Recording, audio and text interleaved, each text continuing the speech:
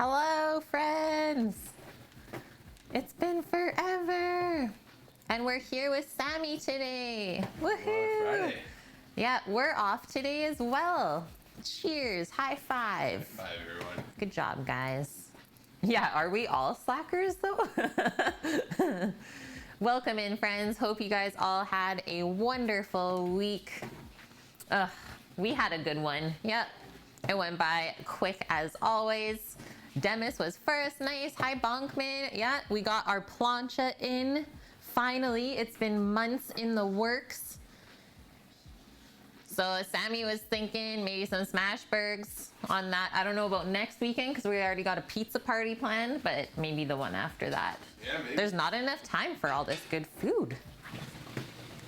Hi, Cookie. Hi, Kev. Hi, Jiggles. Scat. Welcome in. White Dove. Flower. Good to see you. Hi, Annie. Welcome, guys. And Annie resub for 27 months. And I am so happy to say, Annie. Speaking of that. Yeah, that today we are traying up all of that beef we sliced up last week. I got it marinated. And we're gonna tray up the beef, start drying it out in the dehydrator, and jerky is coming your way. Yes! We feel like it's a safe time now to start sending out stuff to people. The pandemic kind of has chilled with the mailing services. Yeah, a win-win. Yeah, I did a really nice marinade, kind of like a honey garlic teriyaki thing going on. So good. Yeah, 27-month anniversary. Wow. That's crazy. Scat's thinking about cooking something today since they have the day off. What should we cook today? Maybe even just a simple soup could be good. We have some like crap weather today, and I don't think summer's going to come to us this year. It's like rainy and 13 Celsius here today. So it's a perfect day to roast up some pork belly inside for sure. Cases came back. I saw that, Kev. Yeah, I am worried about you guys. I'm worried. Just stay safe, okay? All of my USA friends. I know you know what to do, so I don't have to keep saying it.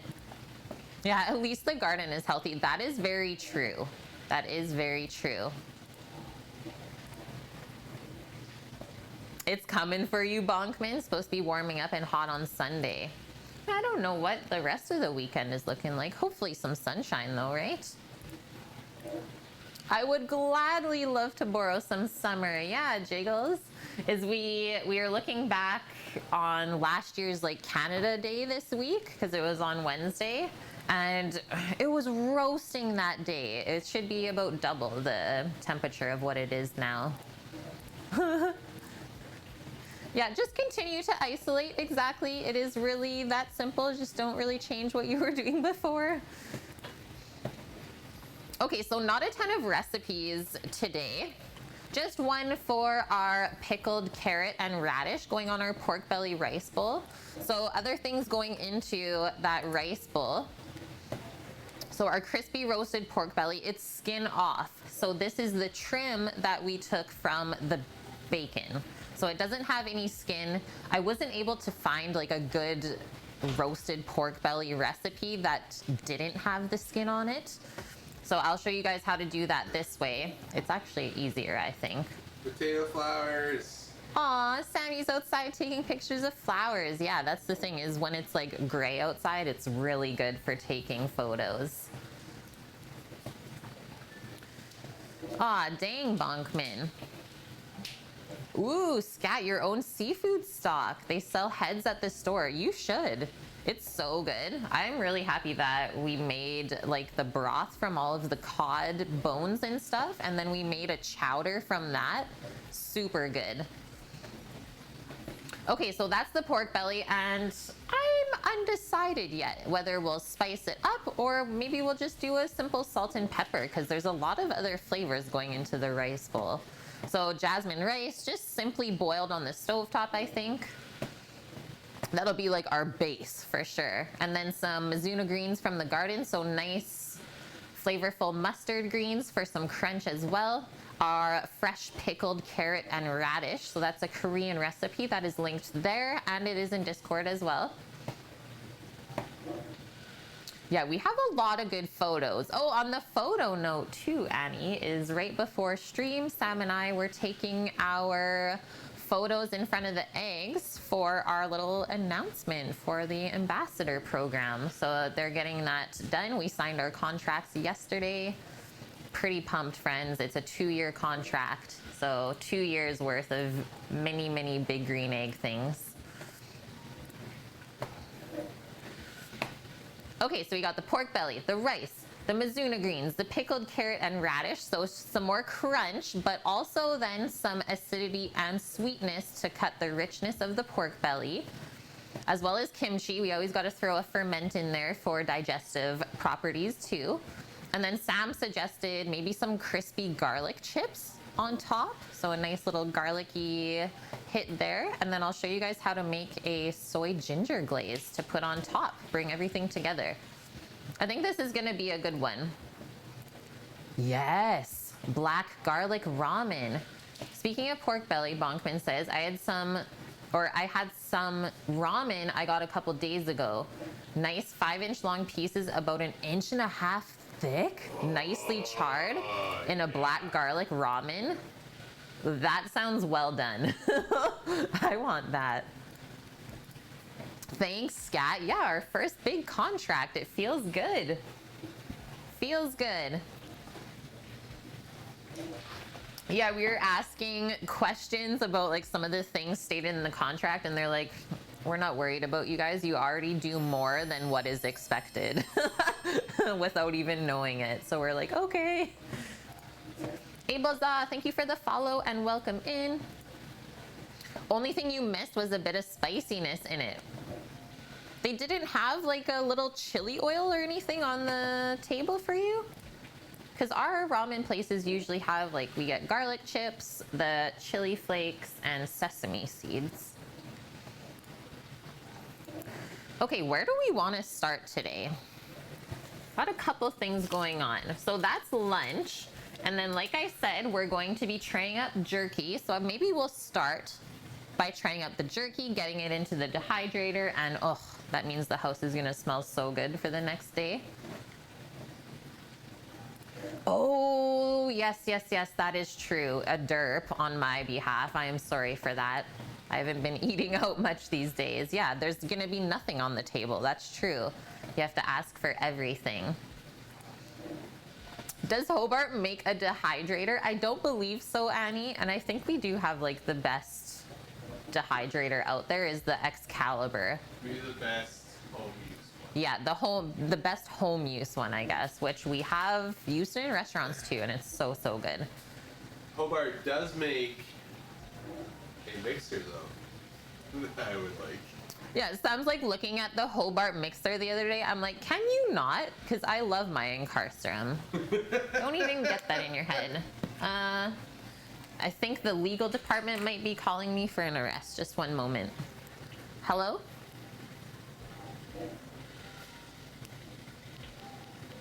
Hello? Oh, they just hung up this time. No arrests today. I don't know if you guys have ever got those scam calls. This is the legal department. We are out for your arrest.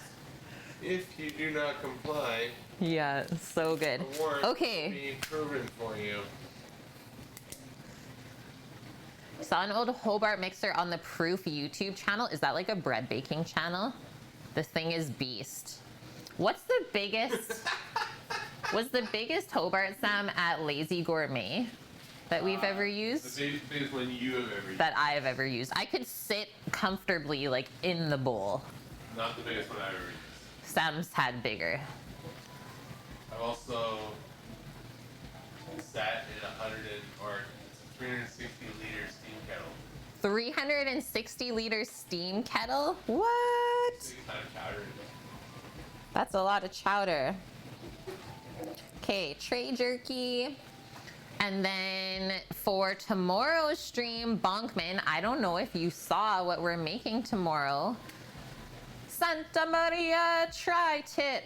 Yes, and I thought I would make some really nice fresh bread to go with it. So we'll do like grilled garlic bread. So we have to make our bread dough today to proof overnight for tomorrow.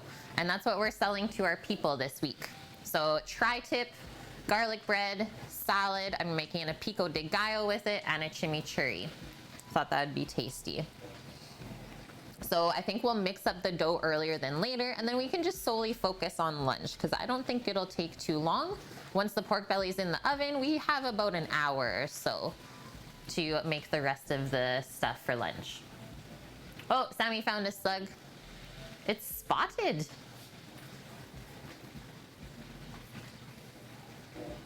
Spotted slug. Hey Greek, good to see you. Yeah, yo, it's a Cook with Kate stream. We're back. Yeah, how's everyone doing on this cloudy, rainy day? Actually pretty good. Still working on coffee, but pretty good. So our bread dough. And I did post the recipe in Discord already.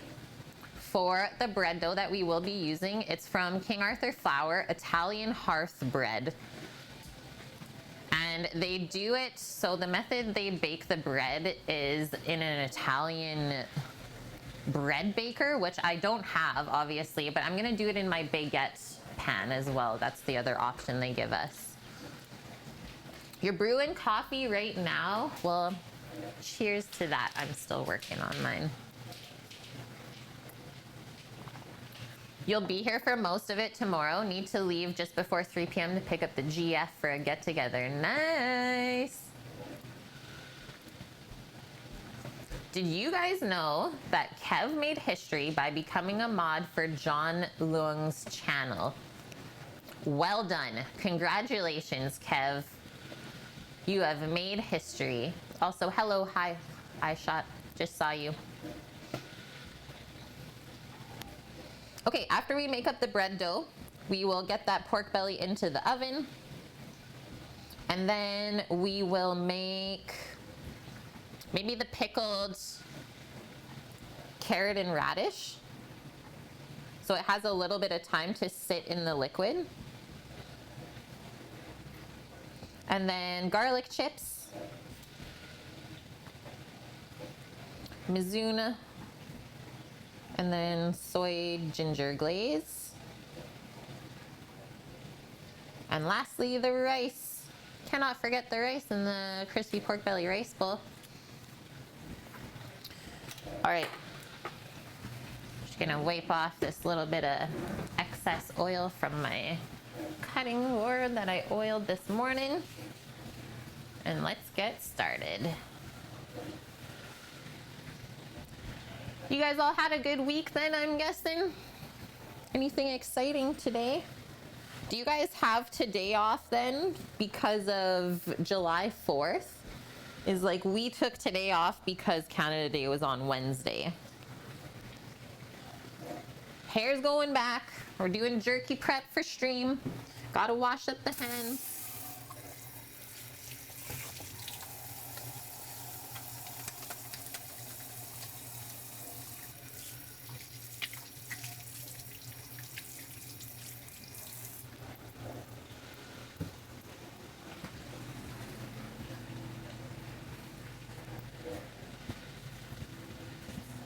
You like how I write stuff down? Yeah, that's something that's just like ingrained in my head. I don't know. Because obviously, like, if someone with my experience is writing stuff down, there's a reason for it, right? But I find that if I don't write stuff down, I can sometimes forget about it. I'm a little bit forgetful sometimes, and I don't like to forget things, right? I'm a bit of a perfectionist. And then there's also something really satisfying about crossing this stuff off of the list as you do it, right? There's a sense of satisfaction there. It's like, yeah, we're getting through this. Oh, Eric with the meal request redemption, 50,000 channel points. He's simple. Beer battered fish and chips, coleslaw, tartar sauce, and a dessert. Yes. Happy to say, Eric, that we did make fish and chips, 2 weeks ago now? The weekend that we got married, my brother was here, and we thought that we should make some fish and chips for him out of like our nice fresh fish that we get. Holy, such a good beer batter recipe I whipped up, so very excited to share that with you guys. So excited. What kind of oil did I put on my cutting board? I have a booze block oil. I don't know what's in it. It's a mystery oil. But I have a booze block, so I use the booze block oil along with this little guy. So it comes with a sponge to put the oil on the board, and then every now and then we use the cream to also seal it up. So that's the thing. Taking care of your wooden cutting boards.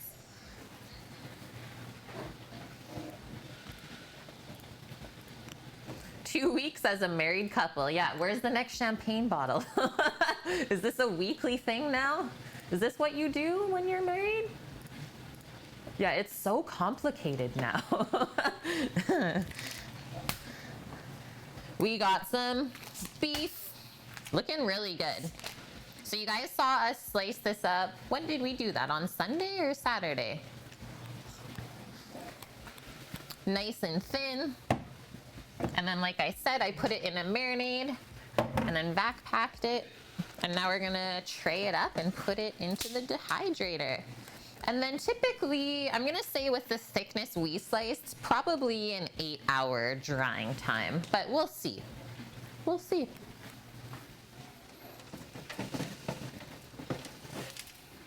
And then there's the torture of like having to smell it the whole time while it's drying out. Yeah, that's not fair either.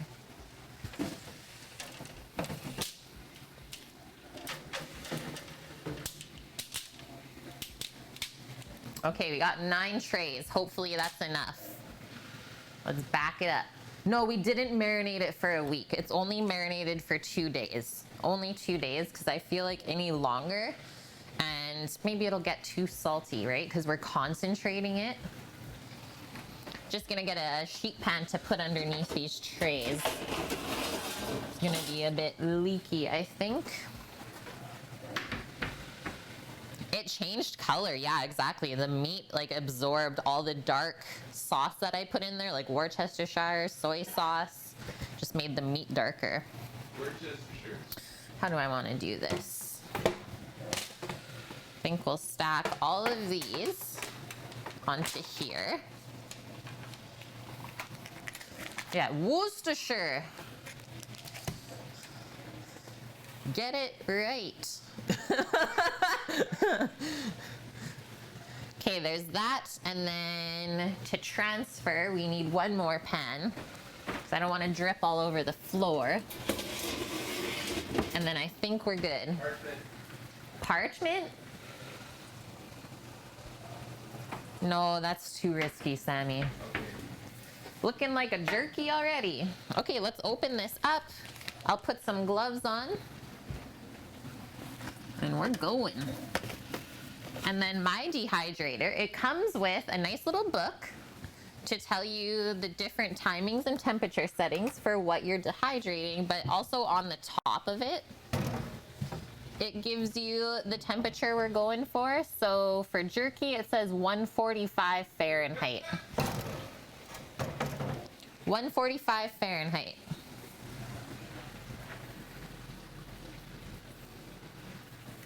Yeah, exactly, flour. Yeah, say it like that and, well, you're for sure Canadian. Yeah, jump on that flavor train. Benny string bean is from Worcestershire? Yes. The more you know.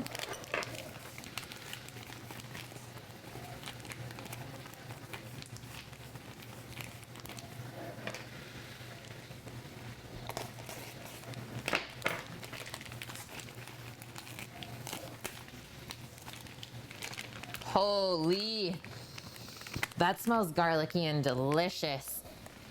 Put this in front of Sam's face. Damn. I think that's going to be a good one.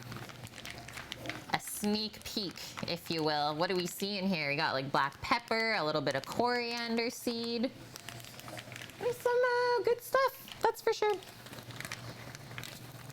Okay, I'm just gonna take a chunk.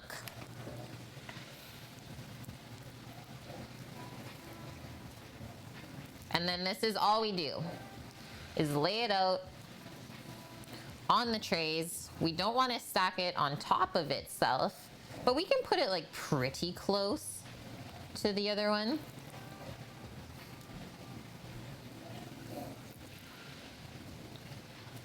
And then this is always a little bit of like a game of Tetris, is playing with the shapes just to get as much as possible on the tray, right? We want to maximize all of our space.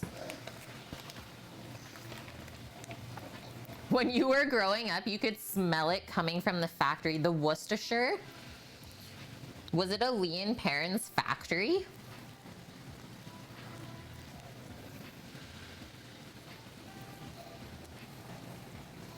This is smelling so good that it's making me drool, Bonkman. The heck have I made here? Sorry guys, no jerky for you, all for me. Take it back. Can I fit one more? Maybe if I swing this guy down here. Do a little switcheroo, if you will.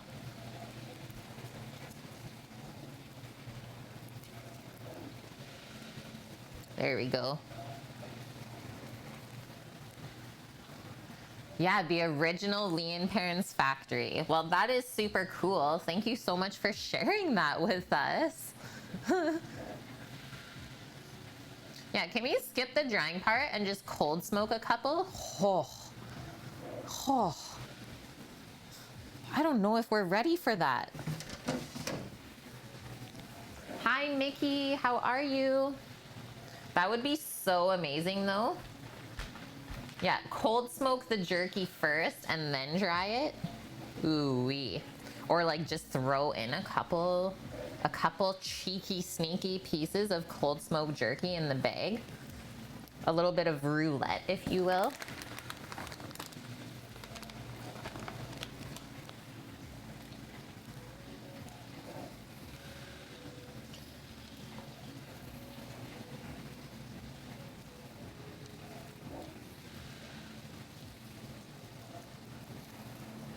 Yeah, our provincial doctor, guys, yesterday, she always does like an update on Thursdays every week, is we have 0 new community cases in our province. So we've done so good.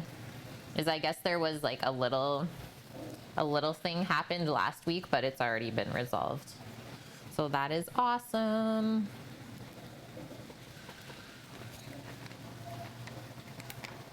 Yeah, that's one way to preserve meat. The smell, Sam can already smell it from over there, hey? Well, happy to say that we'll be able to reveal this to you guys tomorrow when it's done, and we'll pack it all up together.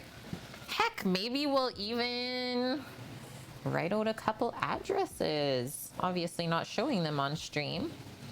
Be like, this is for Annie, this is for Vune, this is for Rook. Just to name a few off the top of my head.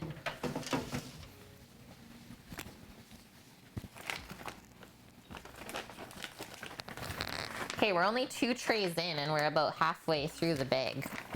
That's not bad.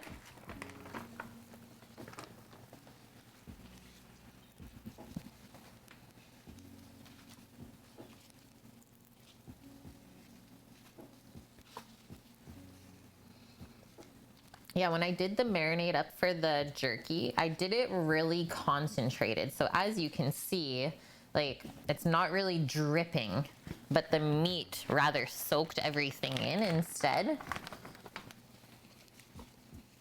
I think it was just an easier way to do it rather than like having to kind of pat it off afterwards.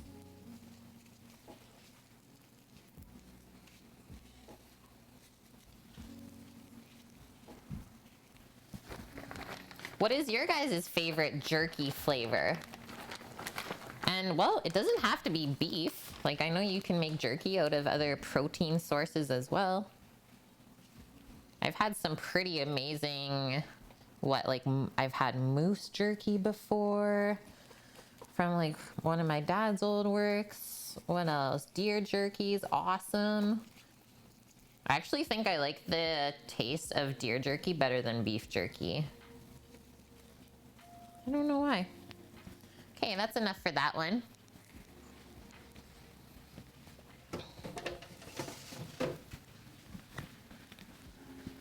Hey, Josh, welcome in, man. What marinade did I put in those bad boys? Okay, what did I do? I did soy sauce, Worcestershire, some honey for sweetness, and then garlic powder, black pepper, coriander seed. And I think that might be it. I kept it pretty simple. Kind of like a little honey garlic teriyaki thing going on.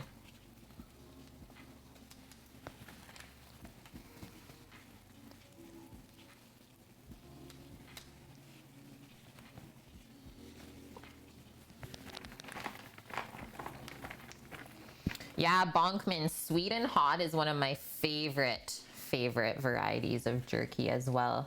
Is like doing up a glaze after it's been dried and then vacuum sealing it with the glaze. Oh man. Yeah, we used to mix sriracha with sweet soy sauce, if you know what that is. It's pretty popular in Indonesia. Really good.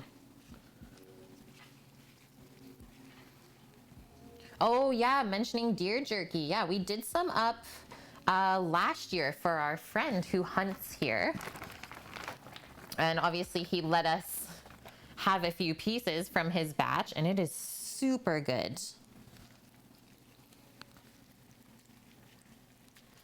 Yeah, you could for sure use tamari for a gluten-free version of this.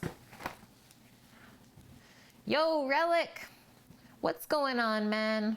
Oh, thank you so much. Happy you could check it out and be part of it. Jerky is your spirit animal. Same here, same here.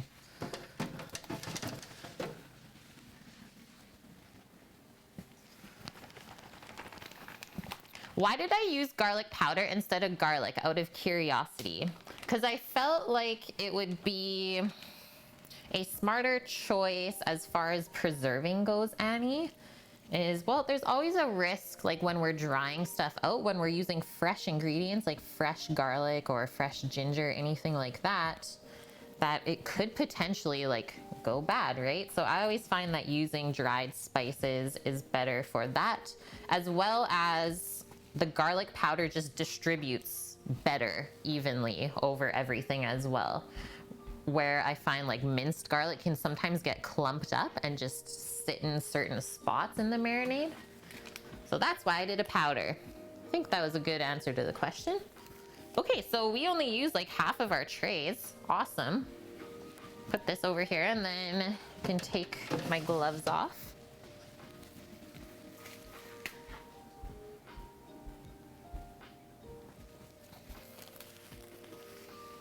Yeah, see, you guys knew the answer to some of those questions as well.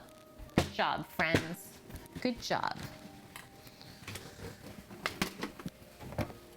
Okay, I'm gonna plug this in and let the smells begin.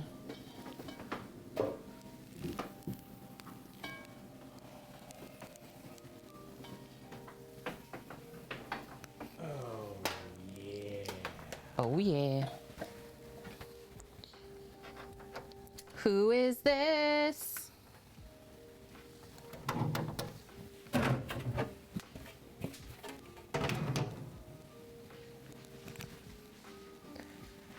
Hey, Relic! Thank you so much for the 3 months in the row, my dude. Always a pleasure having you around.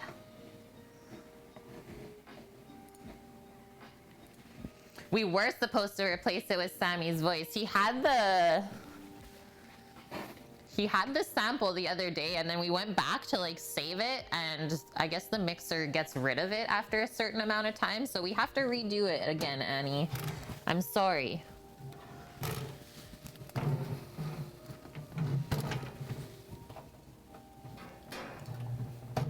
She is on. Okay, I just need to see my hour setting here. I'm gonna go to 10.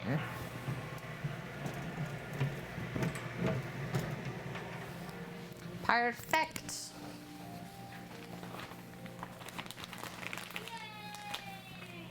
Thank you so much, Relic, for the 100 biddies as well. Oh, spoiled today from Relic. Okay, quick wash up of the hands. And now let's mix up some bread dough. We're flying already.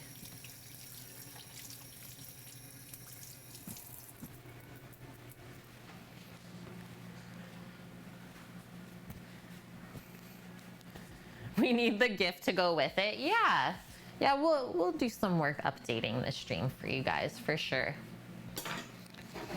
Okay, I didn't have our bread recipe linked, but I will pop that onto our command for you guys. Just one moment. It's called Italian hearth bread. It's kind of sold by the name of it.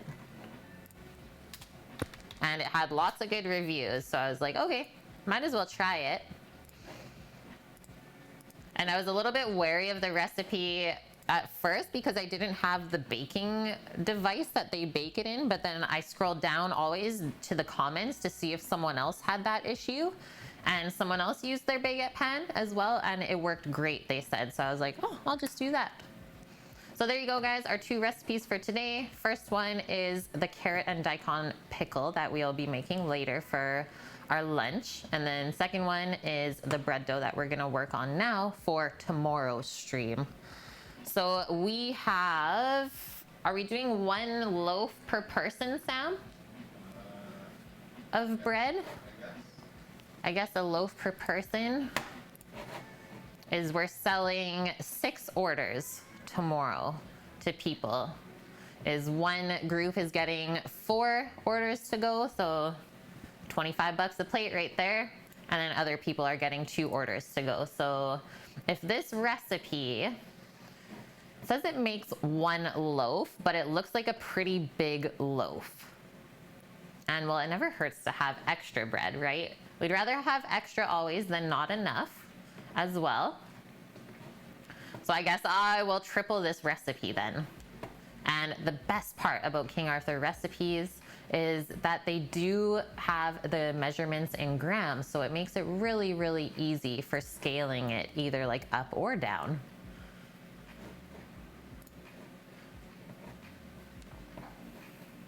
Drywall is pretty mundane though.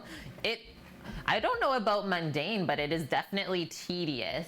Yeah, definitely tedious.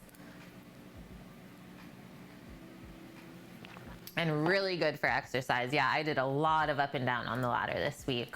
It was awesome. Have we had a good week, Mickey? We did. Yeah, we did. It went by so fast.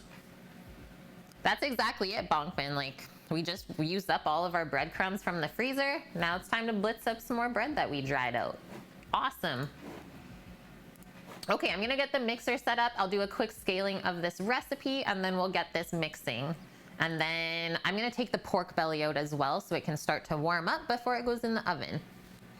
Awesome.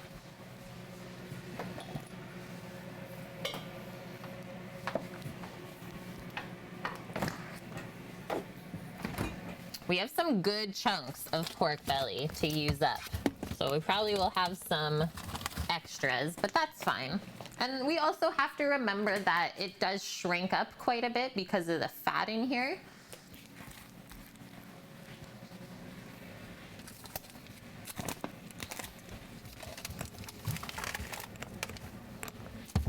Yeah, we went to go pick up a couple extra tri-tips for tomorrow for our people. And there is absolutely nothing on the shelves yesterday when Sam went to Costco. It's like, now what? So hopefully the butcher shop has some that we can go grab today. Okay, this guy we're just gonna set aside. Blues Meme Queen, thank you for the follow. Welcome. As well as Scooter Beach, good to see you. Yeah, today would not be a fun day to drywall because it would like soak up some of the humidity. And we can actually tell the difference, Annie, between winter and summer. Sam pointed it out to me. The drywall does absorb some moisture in the winter time, for sure. Oh, yeah. Scrump! Thank you for the 19 months in a row. Holy smokes, guys. Look at all these resubs today. Thank you, Scrump. Hope you are well, staying safe through all of this.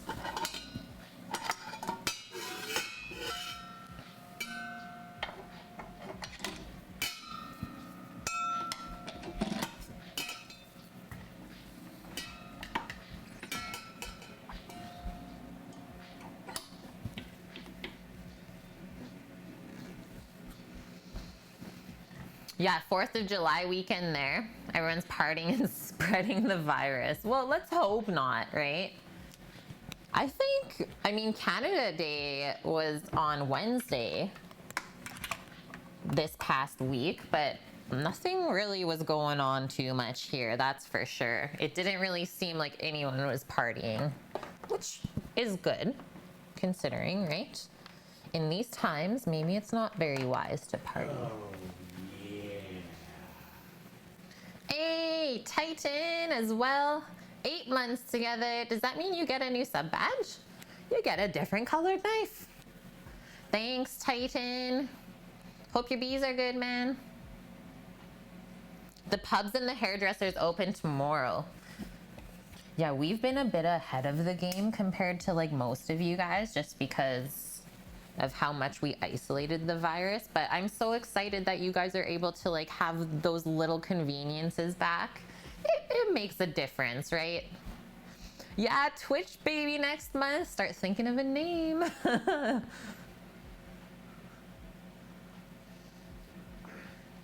Yeah, close everything else and then everyone just gathers at home. Exactly. Okay, quick little notepad. Doing some math here. Oh, you finally got your hair cut, Annie. That's awesome. I bet it feels good, hey? No more COVID hair? I was really hoping you'd keep that COVID hair, though.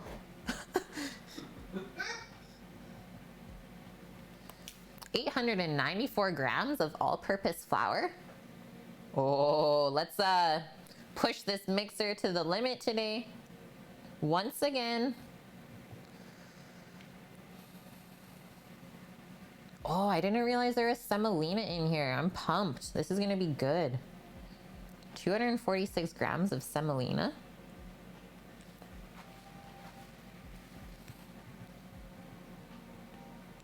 $765 grams of water.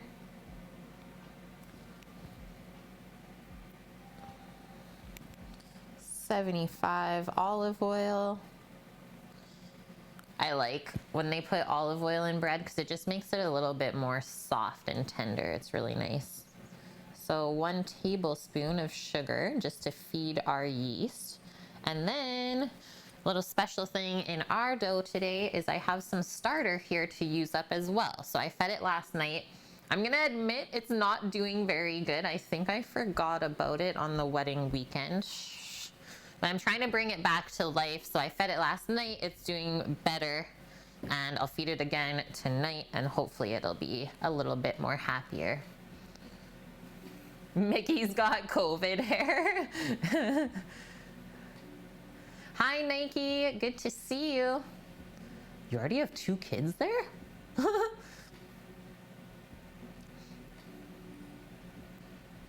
Nice. Scrum's getting their haircut today. So pumped for you. Okay. 1 tablespoon of salt.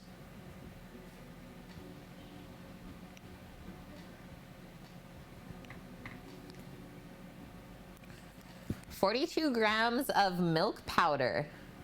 That's a pretty popular one in most King Arthur flour recipes. And that also adds a little bit of like softness and richness to the dough. So anytime we're adding like fat or dairy, we're gonna get a nice soft bread, a squishy bread. Yeah, Titan. I would ask you all to pick some lottery numbers for me, but I remember how it was last time. Maybe we just won't include Sam's number this time. Blame Sammy. The anniversary. Amazing, Annie. Okay, we need 2 tablespoons of yeast. That's actually quite a bit. And because we're using a bit of starter, we don't have to use as much yeast. Up to you guys. Okay, now that we got that done, let's get our scale out and our ingredients and start this up. You hope your work rehires you soon though, because you're going crazy just sitting there. Have you heard anything from them, Greek? Or has it just been like radio silence?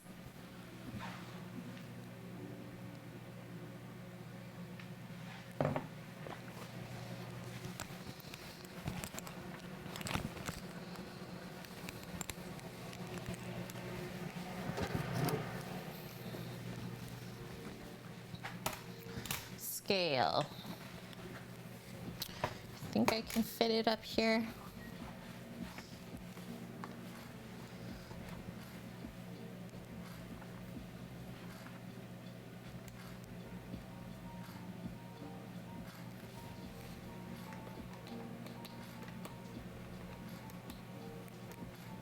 Like just, that's awesome. Okay, let's get our yeast, our milk powder.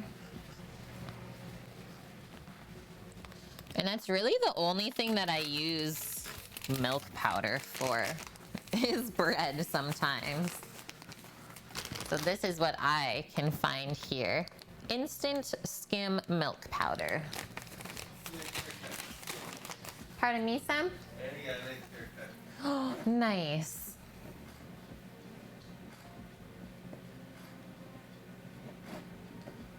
Annie got a nice haircut. Did you post in Discord? Yeah. Oh, man. Put it up. Oh, wow. Oh, that's really nice haircut. You don't look like the crazy physics teacher anymore. You just look like a normal physics teacher now. It's perfect. Now your hair reminded me of like Back to the Future or something. It was great. How would one find starter? It's too late for you to acquire some from your granny that died many years ago. Aw, R.I.P. I'm sorry to hear that.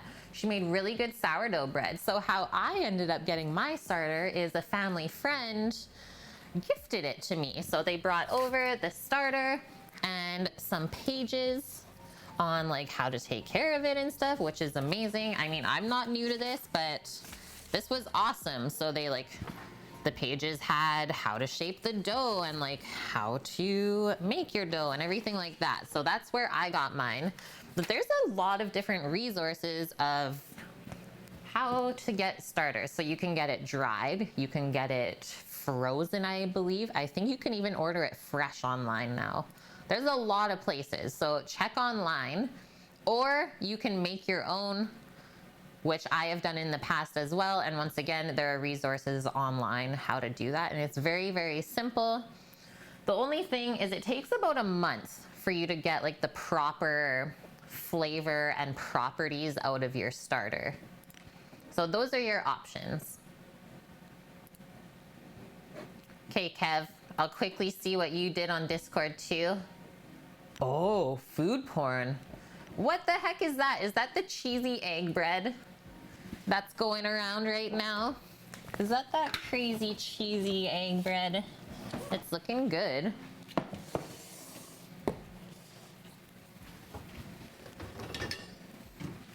Olive oil, sugar, salt, semolina.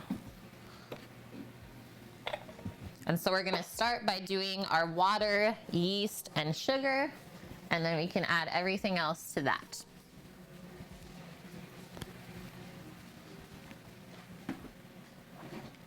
Bread made with egg, not today. This bread does not have egg today, but your typical bread made with eggs is usually a brioche dough.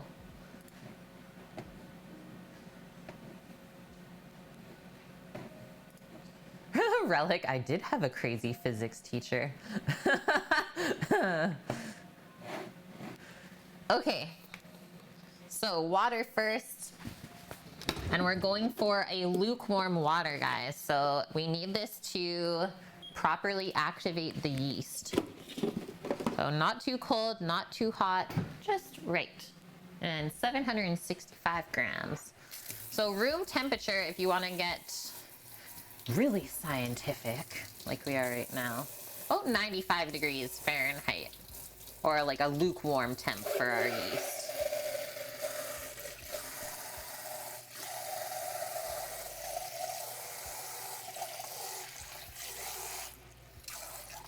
And if you don't have a thermometer, well, when you put your hand in the water, it shouldn't feel hot or cold. That's kind of the other thing that you can do to test the temp.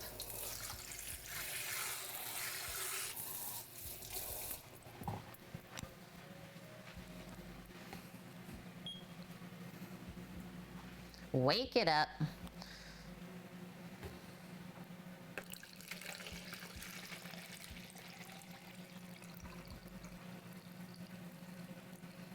$765. Did we do it? Perfect. No, I add like 5 grams extra. Still got it. So pour that into your mixer, and then we'll do our 2 tablespoons of active dry yeast. Tablespoon must be in here. Nice and clean. The dishwasher steam facial. So fresh and clean. Yeah, Annie. Is someone gonna pick the number 69 though? Please, guys. Yeah, we're gonna wake the yeast up and feed it. Bed and breakfast.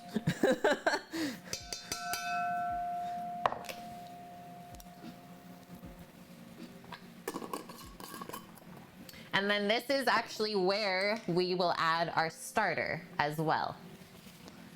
So you mix the starter into the water is the easiest way to add it in there. So our 1 tablespoon of sugar to feed our yeast.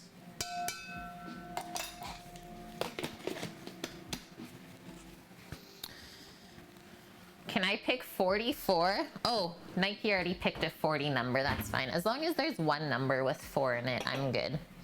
I'm just gonna give this a little rip around to get the yeast distributed. And we'll pop a bit of starter in. The amount of starter is up to you since we're kind of making this our own recipe now.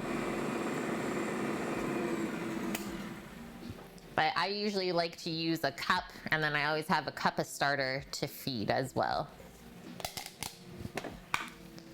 Can I pick a number between 1 and 25? I chose 4 last time.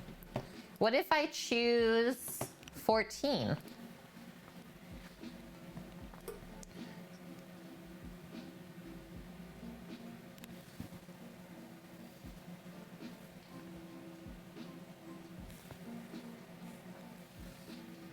Okay, there's that.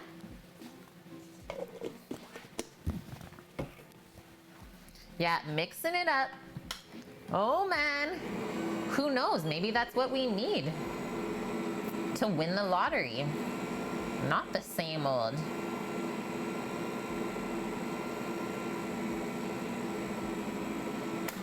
Beauty. Okay, let's mix or measure our flour and semolina.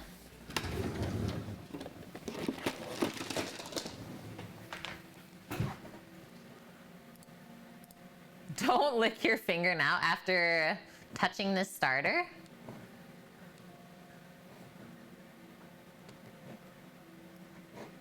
I'm really intrigued by this semolina in the dough. I'm just reading through the recipe to make sure it's not going on the bottom of the pan.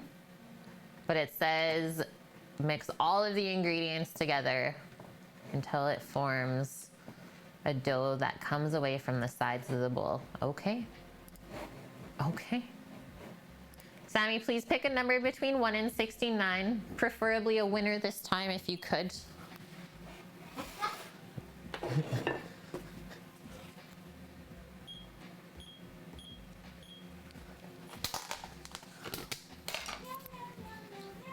What? What is this? Mouse Pouse? Holy shit! That's $100 donation.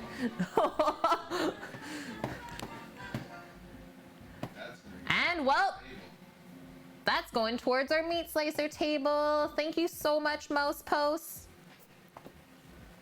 Late, but so appreciated. What? Like, belated wedding congratulations. This is not expected, but it is very much appreciated. So thank you so much. Yeah, we're a third of the way there to our new meat slicer table so that we don't have to have our massive egg table inside.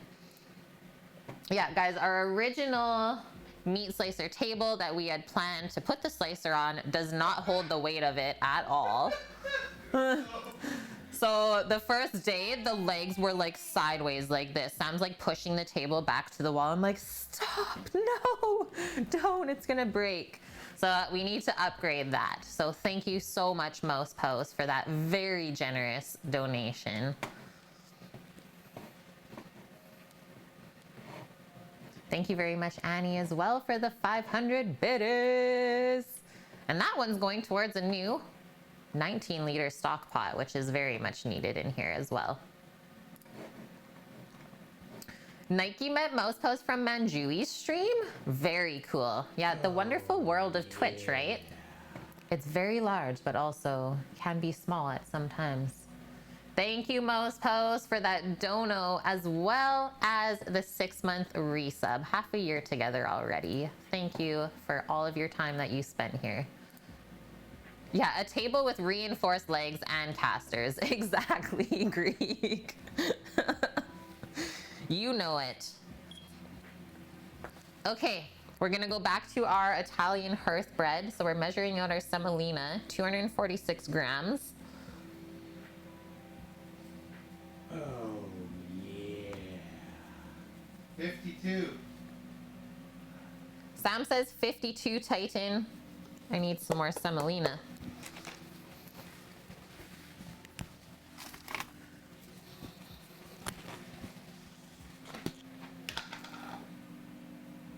That's a lot of semolina.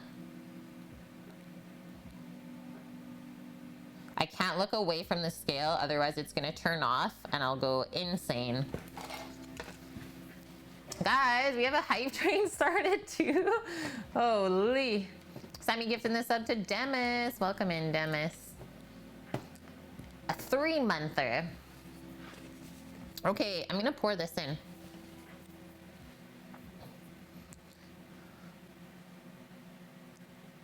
Nike, you cut a lot of people out. I mean, hey, you have to do stuff for yourself, right, dude? You can't feel bad about it. Insane in the membrane. Yeah, insane, got no brain. Mouse Pose, you were stuck in traffic, so you couldn't get home in time to watch the wedding stream. Aw, you end up watching it on your phone at the town dump. It was memorable. Now, whenever you go to the dump, you'll think about us. Thanks, Mouse Pose, for those wonderful, kind words.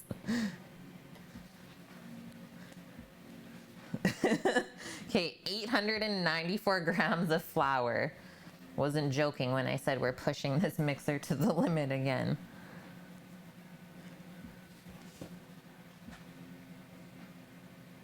Okay, let's do 494 and then we'll do 400. Thank you, Jiggles, for the 1 bitty. It still counts. It's better than no bitties. Okay, 400 more. We're almost there.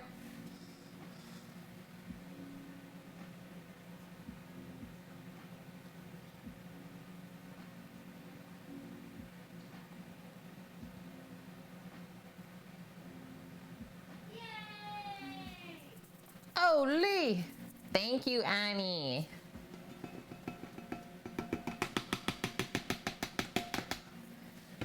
Okay, should we get this mixing or what, guys? Had to get it to the level 2. Thanks, guys, for that wonderful hype train today. A choo-choo!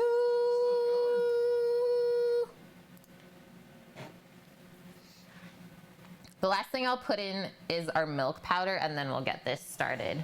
And all we have to add is the salt and the oil. They accumulate very slowly as you watch ads to farm the bits. Yeah. Are you in Canada then, Jiggles? Because yeah, we don't really get much bits for the ads here compared to in America, I find.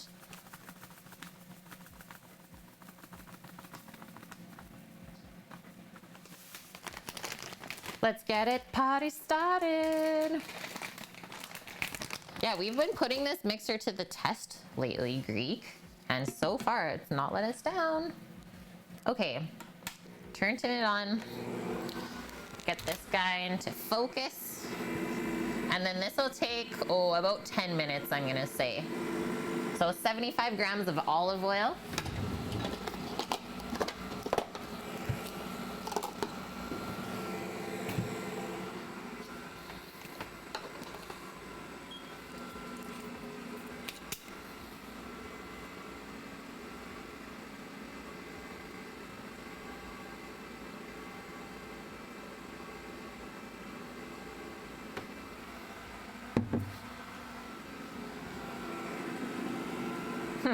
It's like, there's not much happening there, Kate. Gotta get my spatula out of the dishwasher.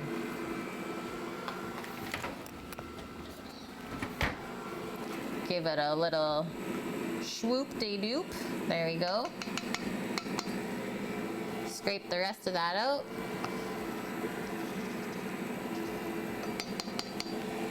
Nice slow start to the mixing, and then 1 tablespoon of salt.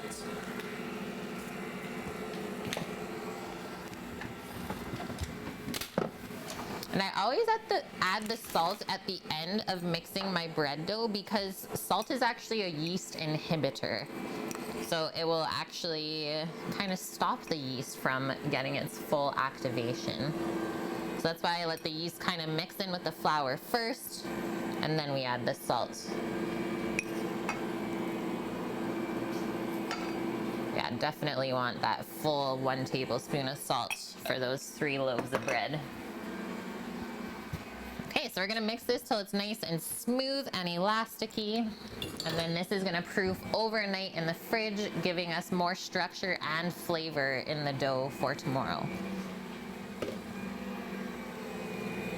While that's mixing, let's put away all of our dishes that we just made.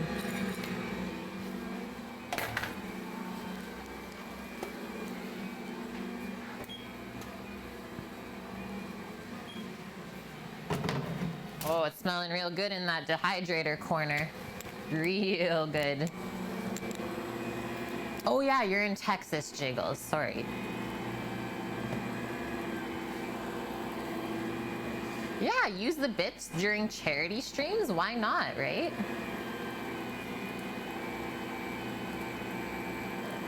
Nice, Titan. Yeah. Lottery tickets purchased. Thank you, my dude, for including us in your lottery adventure. Yeah, who are you? I'm sorry, I won the lottery. I don't know who you are anymore. Well, just saying, if you win the lottery, I would more than gladly be your personal chef. Just saying. And I would even help you take care of the bees, because that's pretty fun too. The bowl is spinning. Don't get lost.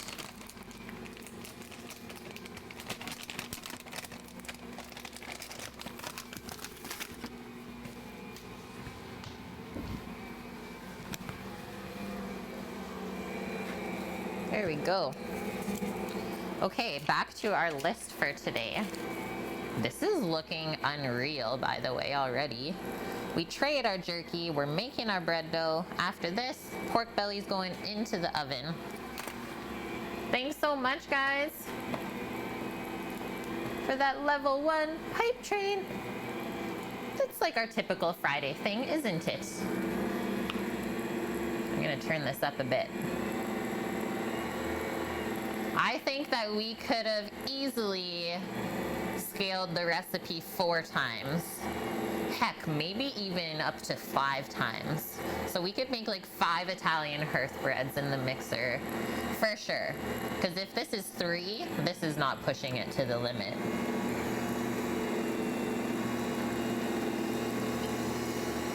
Six Detroit pizza doughs, though.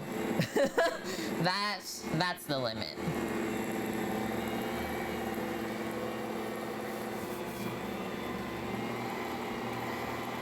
Yeah, guys, thanks for the new little hype train emote. Hype frog. Love that guy. Yeah, Mickey. I would be your personal human dishwasher. Way better than a robot dishwasher. What? You'd pay us $60 to $70 an hour to be a personal chef? I'm in. SW Kit Kat with the raid. Let's welcome in our raiders, guys. The raid in the fridge. No, don't do it. How is your stream today? Hi, lady. How are you? Titan, I don't ask for anything. You know that, my dude. If that's what you do, well, I will graciously accept it. You do know that. Isn't that a chef's salary?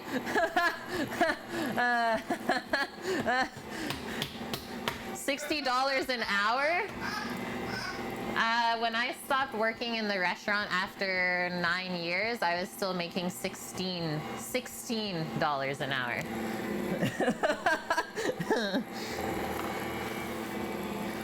Oh, wow, calligraphy? Cool.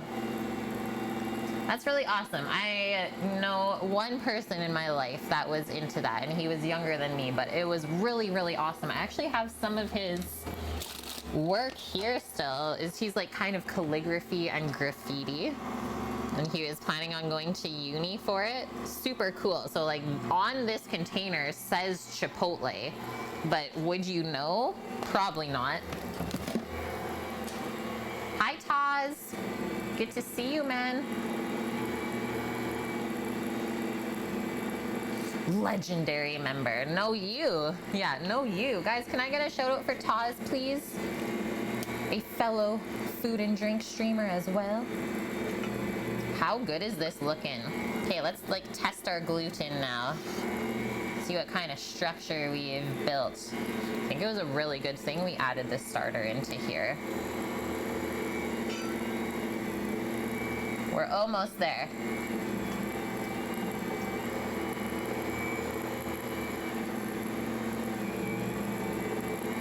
Yeah, Bonkman, that's the dream job, the personal taste tester.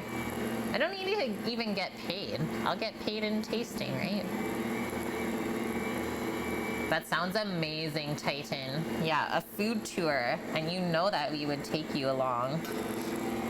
The whole stream would go on the food tour. And I mean, well, the next couple of years, that's kind of the plan for where the stream's gonna go. Big plans, guys. Big plans. Yeah, I think we're there, actually. I think we hit it. Maybe a quick little blitz. A little more speed at the end. And then she's going into the fridge until tomorrow. In your mind, $30 an hour for a good chef is worth it. Yeah, 100% agree. Because, like, an executive chef salary at, like, a basic mom and pop restaurant is probably somewhere around, like, $40,000 to $60,000 a year. Whereas, unless you work in, like, hotels chains and stuff like that, you won't really make much more than that. Boom. Right now, Kit Kat, we are just finishing mixing up an Italian hearth bread for tomorrow's stream. We're gonna make a grilled garlic bread to go with some tri-tip. And the recipe is here. It's linked in the command, as well as it's posted in our Discord already. Gotta love our King Arthur flour recipes for bread, always.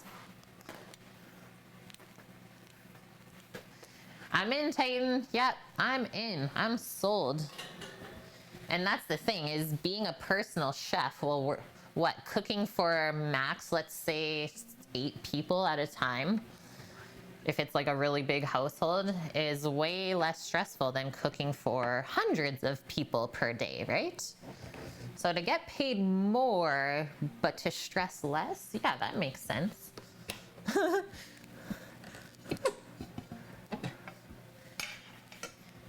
Yeah, Scooter Beach. This would be really good with your ribeyes.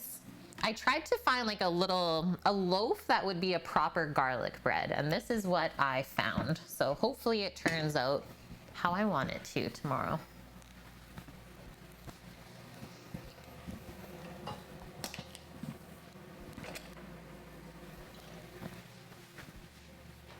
So now you can scrape this off.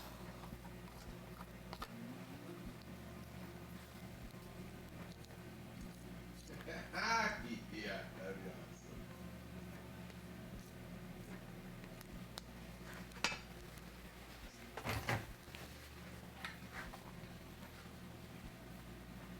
awesome. Yeah, hi Jane.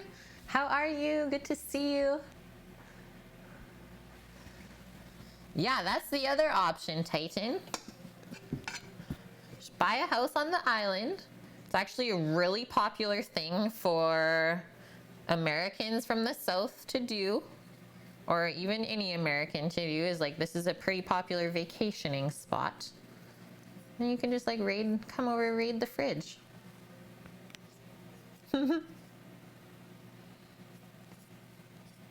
I am loving how this bread dough is. It's got some body. Exactly, yeah, summer vacation homes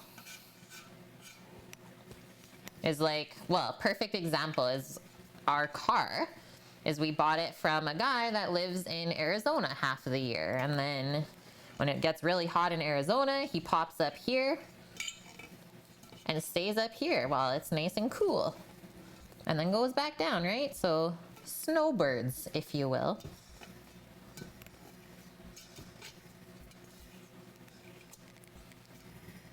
Okay, we got a nice little dough ball there in the bottom.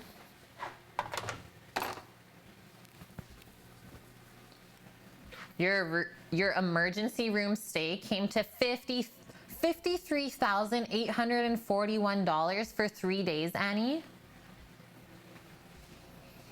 Titan, don't even donate money to me. Just send the money to Annie to help pay for his hospital bill.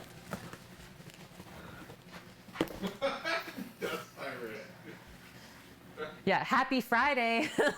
Hi, Dust. Good to see you. How was your week, man? I hope you're doing good. These are the times where I'm very grateful to live in the country I do, is like hospital bills. Yeah, let's not take that for granted. Okay, be right back, friends. I'm gonna put this in the fridge. I'm gonna take a quick bathroom break, and then it's pork belly time.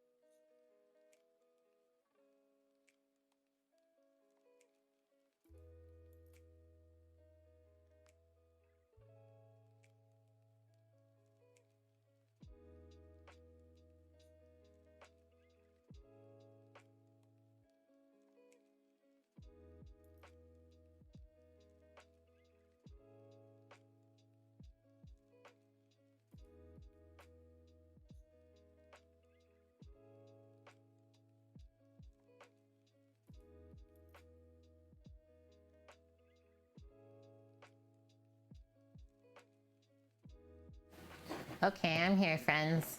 I'm here. Dust, you've been good. You've been taking some several-mile walks each day. Feels good, yeah. Viyun! Yeah! With the Twitch Prime sub, another 27-month resub. Okay, both you and Annie today, 27-monthers.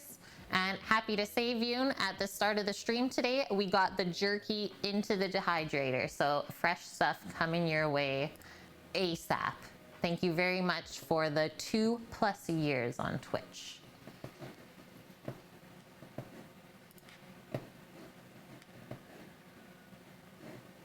Wow, Annie, yeah, just that bill alone was worth more than your entire cancer surgery last year. What? Like, doesn't even make sense.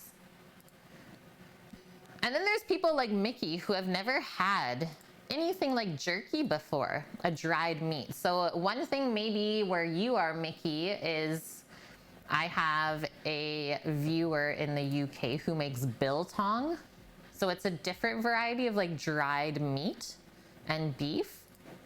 So maybe try and look for biltong. That's something I've not made, but I know that it's there in the UK.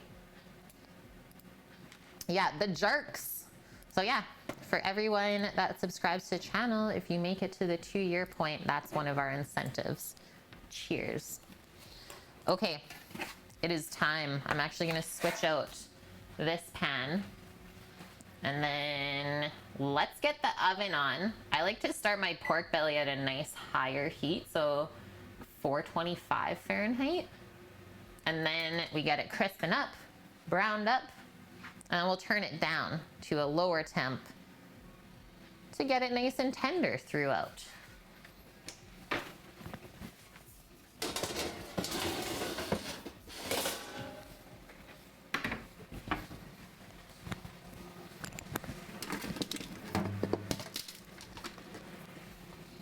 And then I also think I'm gonna line it with foil. I think that will be the best as far as like washing goes, because it can get pretty messy. Roasting up pork belly in the oven is like when it starts to kind of caramelize all the juices, it will make a mess on the bottom of this. Yeah, you should try and find it, Mickey. It's super good for a snack, like taking it on hikes or stuff like that. If you're going out for a picnic or anything, it's nice to munch on beef jerky, or for road trips too. That's a pretty big one here. Okay, I'm just gonna tear some foil, so watch your ears, all of my headphone users.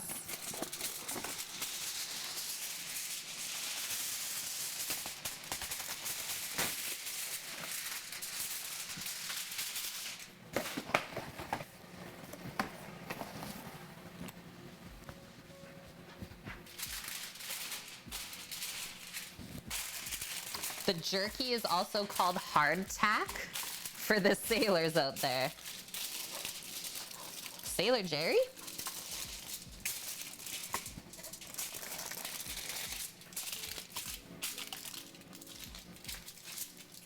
Hey, Dust knows. Yeah, you can get beef jerky at supermarkets. I find it's like way overpriced and super, super salty.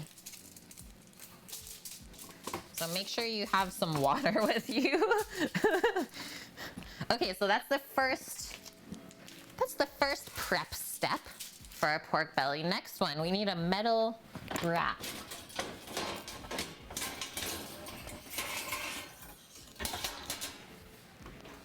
Keep the pork belly propped up so that the air can circulate underneath, and that's how we end up with a nice crispy roasted pork belly.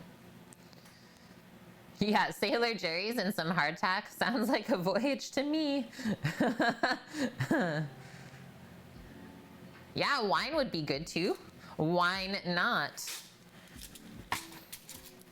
Okay, move that aside. We will open this up and then give it some seasoning. What are we feeling, guys? We have like quite a few different flavors going into the pork belly rice bowl. And obviously it has like some Asian influence. Salt and pepper. Sam's just saying salt and pepper. That's what I usually go with as well. I mean, we're gonna have the soy ginger glaze to go with this. So good. And very nice meaty chunks as well. So some chunks are bigger and some are smaller. So like maybe this guy will probably come out sooner than these other two pieces I have here. And that's just the trim from the pork bellies we got from the bacon. So we just had to trim up the bacon so it could fit on the smoker on Sunday. So that's gonna be a Sunday stream, is we rinse the bacon tomorrow, let it sit in the fridge overnight, and then we'll smoke it with you guys on Sunday. Okay, so keep this all spread out. And then like I said, this is skinless pork belly from the bacon.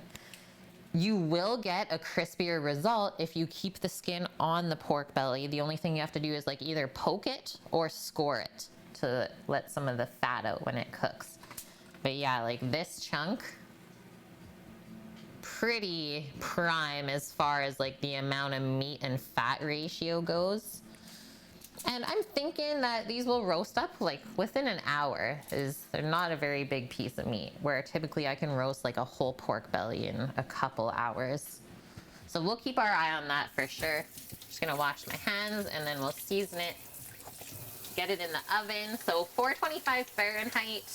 Like I said, we're gonna bake it at that temp until it starts to go golden brown and slightly crispy, and then we'll turn it down. But I always find that getting the fat rendering out first just gives a better end result. Quite prime. Yeah, a lot of meat on this. This was actually, these were the two nicest pork bellies I've ever seen before. Definitely worth the money. Oh, you got a $50 Target card from a former student. Nice. You get to treat yourself. I don't know if Target exists here anymore. I don't think it does. Okay, salt and pepper in the mix. This is what we got. Yeah, maybe use it online, right? Because you don't really want to go into the stores right now if you don't have to. Caffeine consumed. Let's have a drink of water. This is for you, Vune.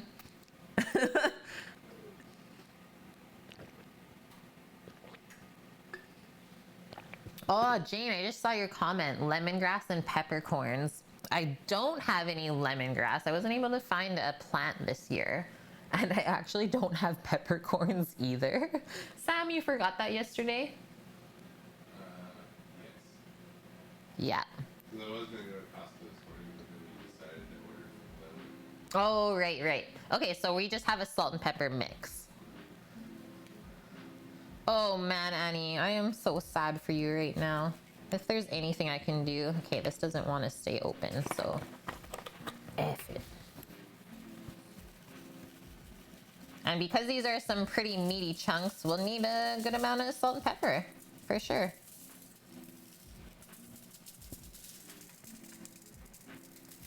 And I like to do just the crust on the top.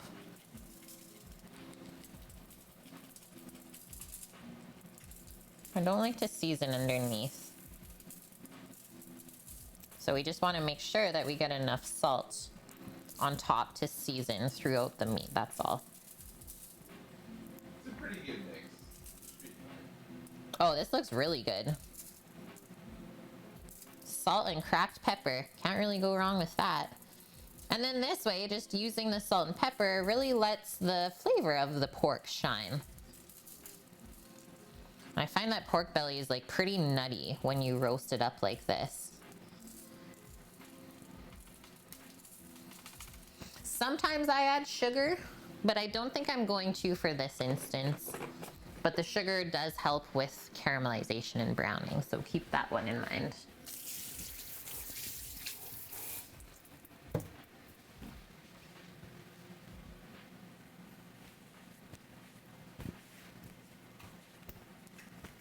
Okay, we're going in simple as that. Oh, surprise, there's cast irons in the oven. Surprise. There's hot, sealed cast irons in the oven.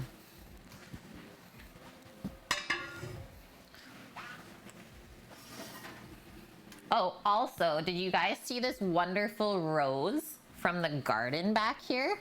We have to take one moment to give it some appreciation in a sec.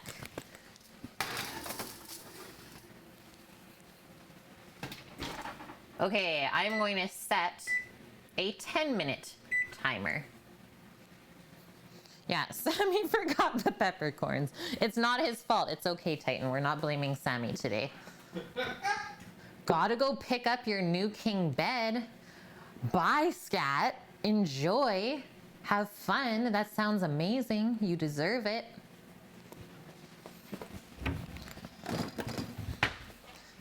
Yeah, check this out. I call this rose the Swedish berry. You guys know that candy? Because that's exactly what it smells like. Absolutely insane. I think we should go under this one. It's too perfect. Like, it's almost too perfect. The camera even makes it not look real. Yeah, this is what I picked this morning in the rain. It's popping though. Insane.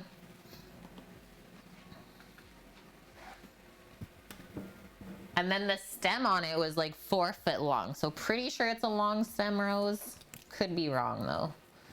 Okay, pork belly's in the oven. Next step, pickled carrot and radish, which we do have a recipe for that today as well. Yeah, it smells nice. Don't forget to stop and smell the roses, guys.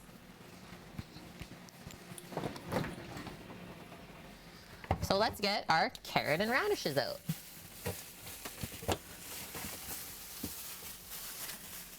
Yeah, Sammy did find some very nice radishes yesterday, though. Annie prefers to smell the coffee. I guess we can allow that.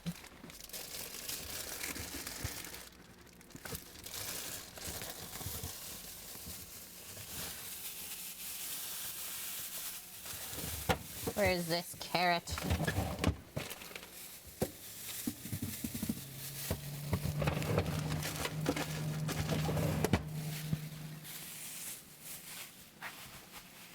Maybe you're weird, but you like eating raw radish. No, I like eating raw radish as well. Yeah, I'm into it, Titan. It's the crunch.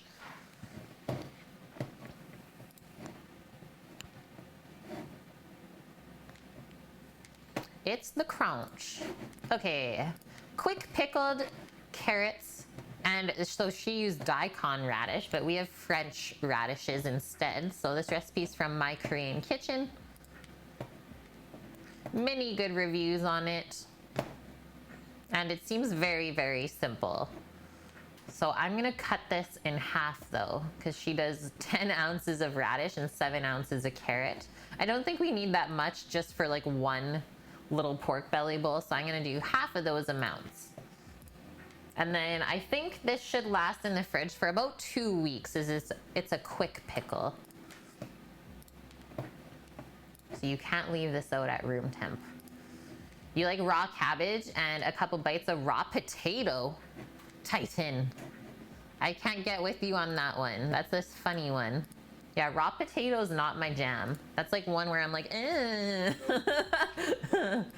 But frozen corn though, I don't know if you guys have ever gotten into that. That was a weird thing from my childhood. I'd like snack on the frozen corn kernels. Super refreshing in the summer.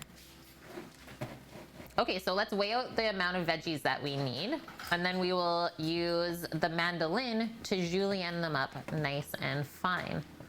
Yeah, frozen corn, that's my weird one, friends, yep. Tell me something weird about yourself. I enjoy eating frozen corn kernels. Yeah, and frozen peas, yep.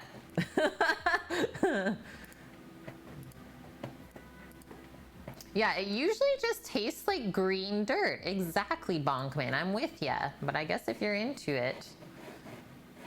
Okay, so 5 ounces of radish, 3 ounces of carrots. I think I'm going to switch that. Let's do 5 ounces of carrot and 3 ounces of radish. And we got a Nantes to use today. It doesn't bother me. No, you're true on saying that one. Definitely played in the dirt a lot as a kid. Just like not a dirt person. Like even the dirt fragrance that some people wear sometimes, or like the musk.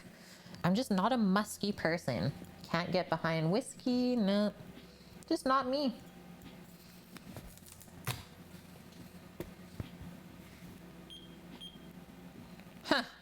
5.4 ounces. We're good. Yeah, our tastes have evolved. That's a good way to put it.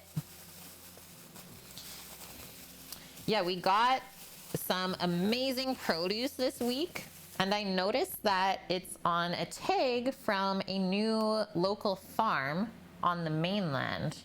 I guess that's not like super local. So a new farm on the mainland in BC, out in Surrey. And so far, like all of their stuff's super nice. Really nice parsley and cilantro. The radishes are from there. I'm feeling it. And you know it comes from like a proper farm when there's dirt everywhere.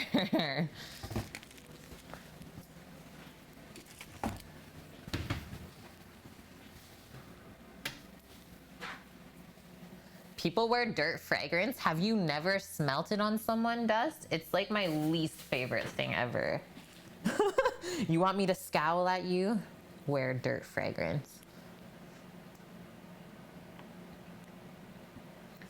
Titan, something you hated as a kid but absolutely love now as an adult.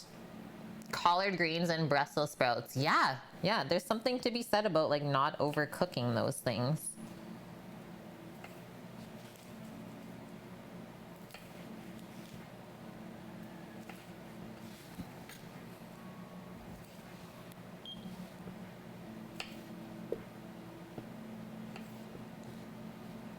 One radish is 1 ounce.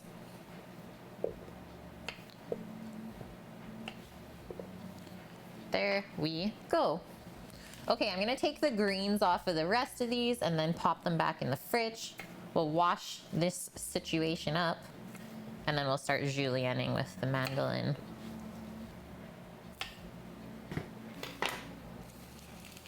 I'm actually gonna just toss these over for the deer. If they happen to find them, well, lucky them. Yeah, I'm excited to taste this radish. It looks really, really nice and fresh. I bet it has good crunch.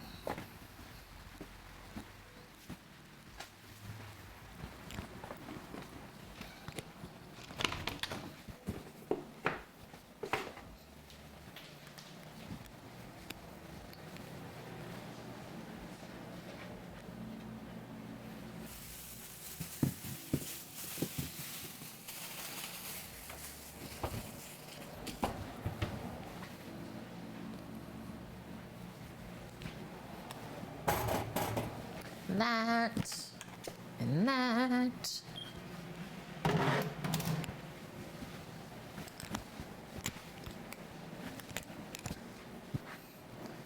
Maybe they're just dirty. Oh, they for sure are. For sure. Oh, wrong way.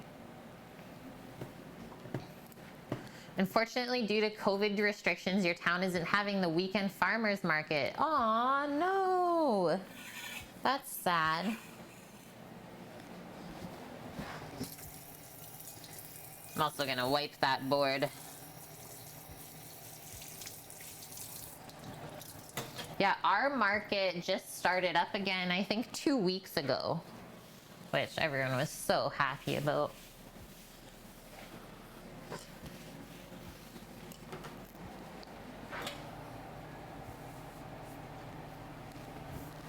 Okay, wash up these veggies real quick. I'm not gonna peel the carrot because it looks really nice.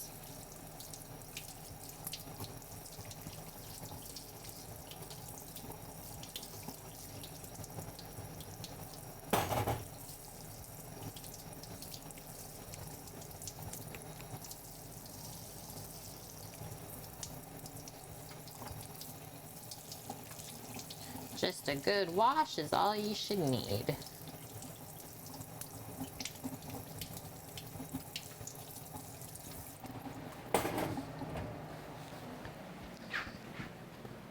There we go. Very nice radishes.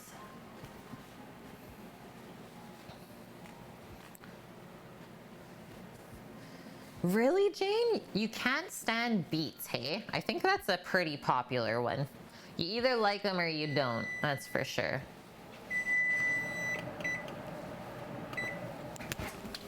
Okay, that was 10 minutes at 425.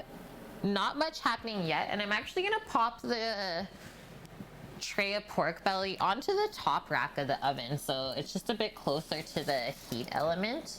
I think it roasts up better that way. So I'm gonna do another 10 minutes. See if we get any browning then.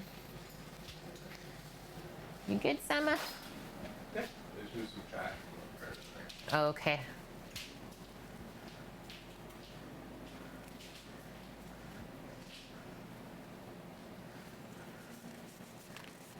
Yeah, could spend all day at like the farmer's market or the flea market. There's just so much stuff to look at, right? Oh, this is my little cloth. That's mine. Why are the tomatoes white inside? They're so special. Because they're Canadian. Just gonna cut the tip. We're building Legos. Sammy says we're building Legos today, guys. Let's get our mandolin and our julienne blade.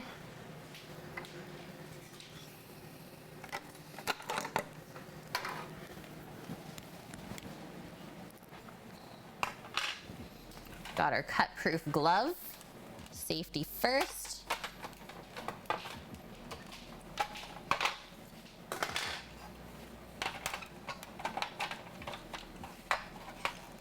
Yeah, rainy days are meant for building Legos. Okay, so if you see here, I have it set to the little julienne thing.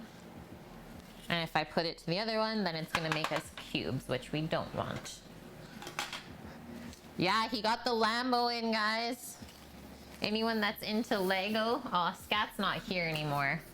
But that was my wedding present to Sammy. Very mature.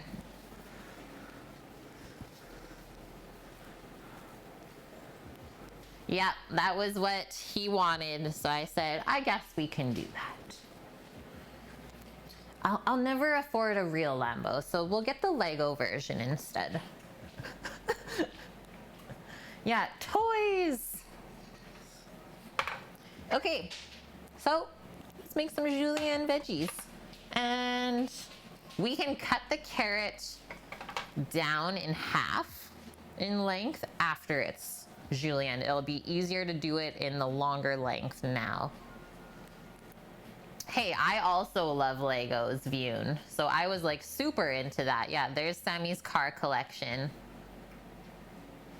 Just buy him the Lambo RC car. Yes. Slim Shady, good afternoon. You're in? Okay, the pork just went in the oven, dude. We have a little bit to go. Yeah, Sammy's got those. That's his collection. Bit of a Lego collector here.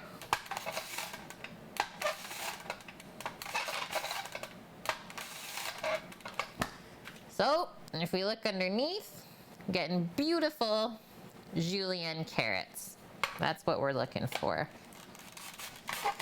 And that's why I love to use a mandolin for this kind of stuff, because it really keeps everything super consistent.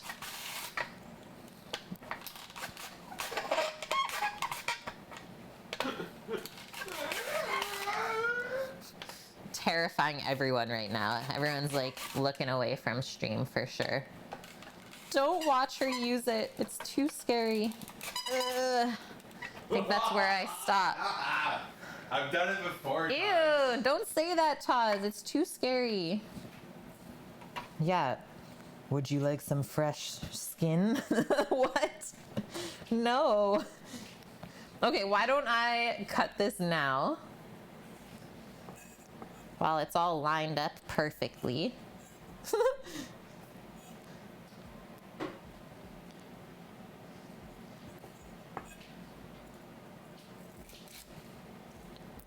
Nice little bite-sized pieces.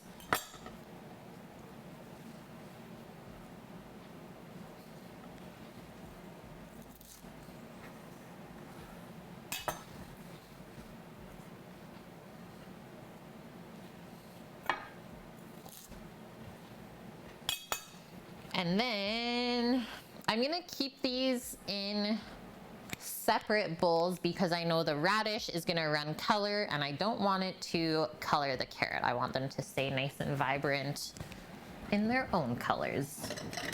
So just keep in mind when we do up the brine, gotta split it.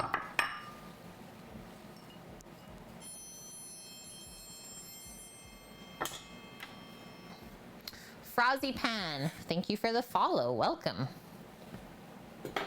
Welcome, welcome. Okay.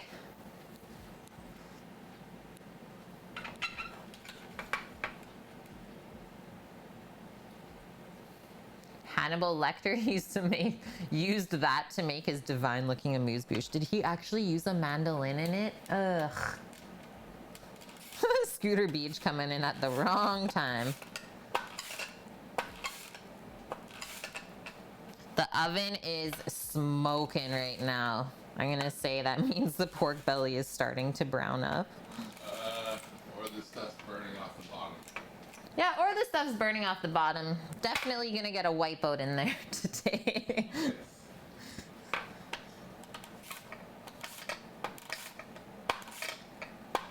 We are smoking. Yeah, why are we talking about skins though? We're not.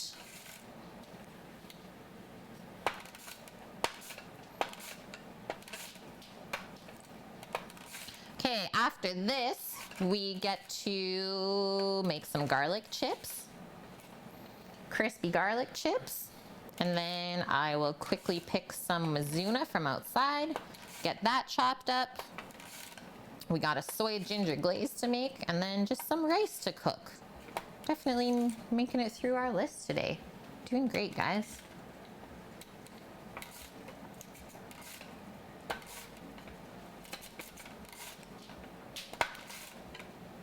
I still love this photo of you beside the big man and then the mattress. You're just like, hi.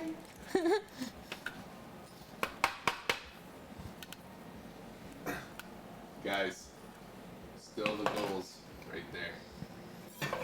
Still going for those goals. Sammy wants that van. Yeah.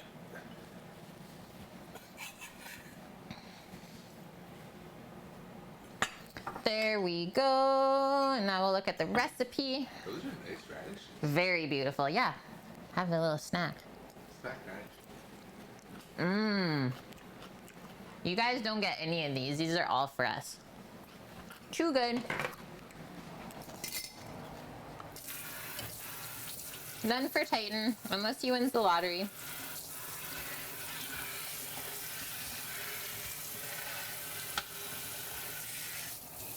When the radish isn't spicy, that's when you know.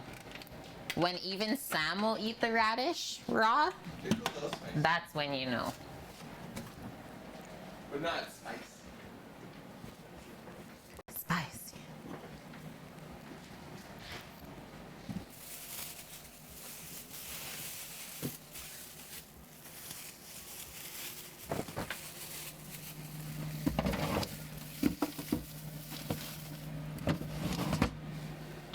Okay, recipe. What we need.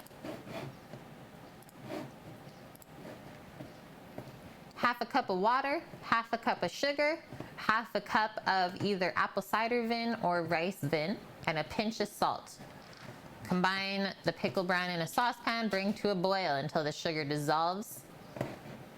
And then it says remove from the heat and actually cool it down before you put the brine over top of these. I always like to do it when it's like semi-warm still. I find that the veggies absorb the brine just a bit better.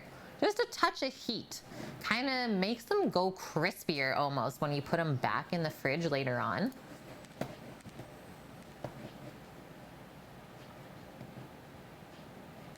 So it says chill the pickles for 30 minutes to an hour before serving for optimal taste. I think we will get it right on point. So half a cup each, water, sugar, vinegar. Simple as that. Simple as that. I think that will cover everything. Maybe not. Actually, I'm gonna keep that the full recipe.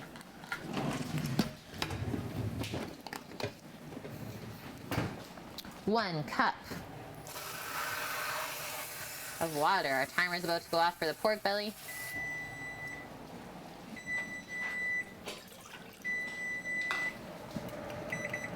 I'm gonna crank this fan. Oh, that's looking tasty.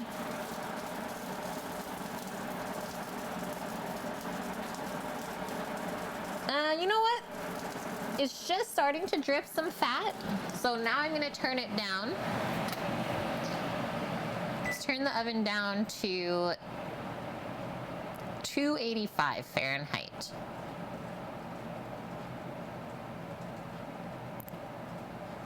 Or 290 Fahrenheit. And then that should take about 45 minutes or so. Yeah, when there's smoke pouring out of the oven, it's time to check on the pork belly, right, Scooter Beach? Oh, it's time. Gotta get this big bag of sugar. big old bag.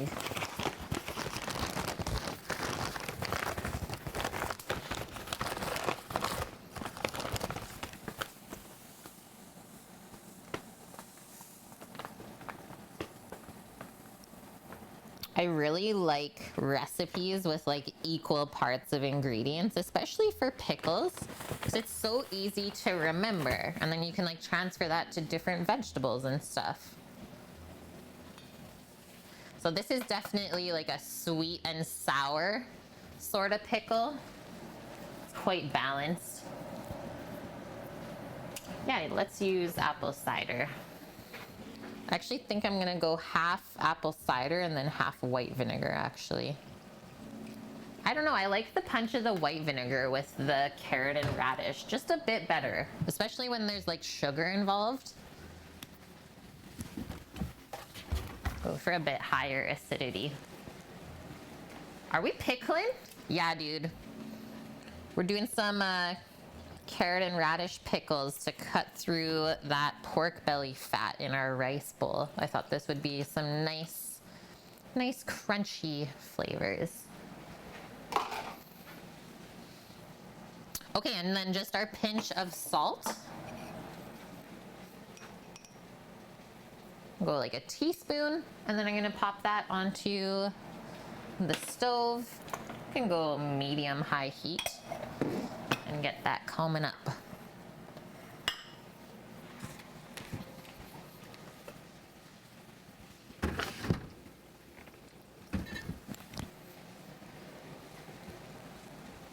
I'm gonna fill up my sugar container now. What's everyone else cooking today? Or eating, for that matter.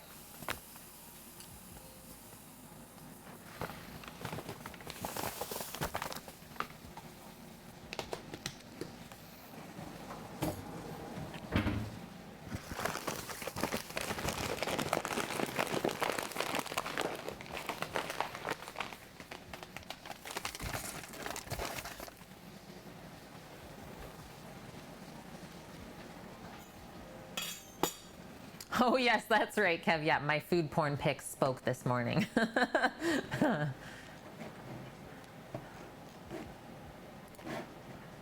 Chicken and cheese quesadillas with homemade tortillas and poblano peppers. Cookie.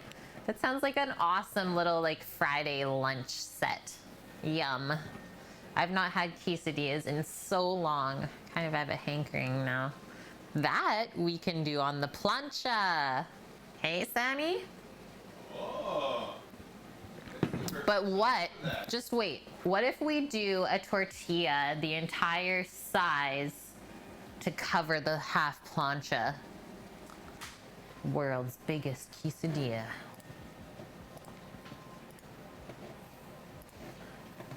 Yeah, we're in. Yeah, Kev, I guess you could say I got a little crazy for staying up this weekend. Cheerios and Cap'n Crunch really is going there. Okay, I am going to check off our pickled carrot and radish. Our broth should be coming up in, well, a couple minutes here, and then we just pour that over and let it sit. Simple as that. Garlic chips. Got my garlic here beside me. And I will just get another little pan out.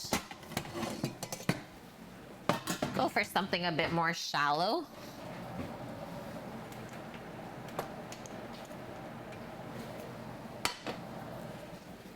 And then we'll fill that with a little bit of vegetable oil, so grapeseed, canola, sunflower, whatever you want to use. We'll slice up our garlic cloves, and we'll get crispy little garlic chips. Yeah, you want to see the giant quesadilla. Ooh, Cap'n Crunch berries flavor. You like it? I am not like a sweet cereal person. I'm just like not really a sweets person in general. So I typically don't go for those flavors. Like Cinnamon Toast Crunch is basically my limit for sweet cereals. Like I wasn't even a Fruit Loop kid. Let us do this mini garlic clove. 6.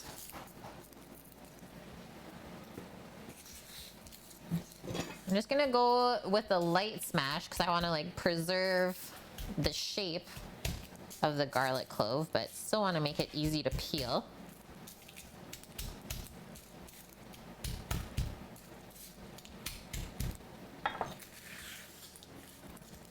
Yeah, Cinnamon Toast Crunch is where it's at. Or if you can remember back to Apple Jacks, that was my other jam.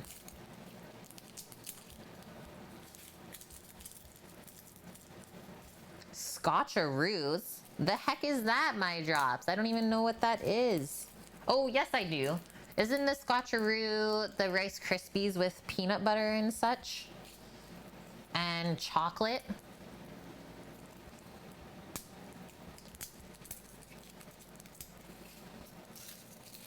Yeah, it's either like cinnamony things for me or like peanut butter chocolate combo. Into it.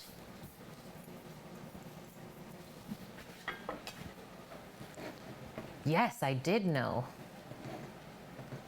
Those are tasty. Those I can eat quite a bit because I usually sprinkle like salt on top, right? Cut through the sweetness. Okay, so take our garlic cloves and we're just gonna slice them consistent thickness all along. And then we'll quickly fry those up in some oil. We'll strain them. And then that is one of our garnishes for the pork belly rice bowl.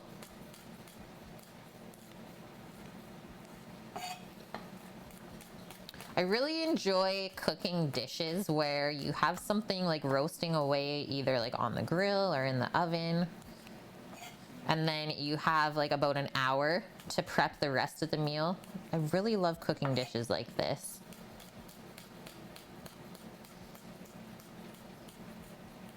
Yeah, get your meat in and then enjoy your rest. Yeah. Oh, Sour Patch Kids, yes, Cookie. Those plus Cherry Blasters, I was down with. But yeah, my tolerance has definitely gone away for sweet things as I've gotten older, for sure. But I think that also maybe candy has changed since when I was young too. Like I feel like a lot of the chocolate bars and stuff are just overly sweet now, where it's like, this just isn't what it used to be. It's just not the same. But European stuff hasn't really changed, I'm gonna say. Not as much. Oh, that's looking good. Okay, let's go over to the stovetop. So we have our brine coming up back there. Let's pour some oil. Just basically to cover the bottom of this pan. And obviously enough to fry the garlic chips in without them burning. And then we can reserve this oil afterwards, and it's gonna be garlic flavored. Super awesome for dressings or putting onto vegetables that you're gonna roast. Many options. So we'll get that onto a medium heat. Wait for it to just kind of start wisping smoke, and then we know we can fry our garlic.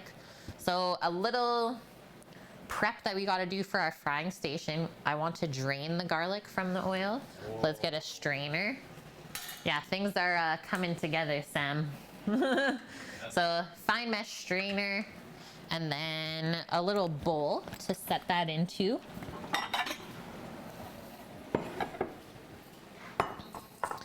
So like that. We'll pour the garlic into there, drain the oil out, and then we'll pop the garlic just onto some paper towel to get any excess oil off.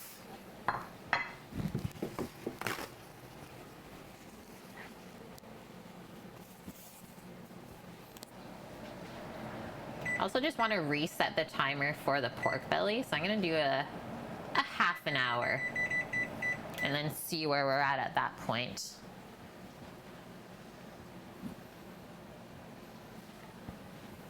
Good time for some water.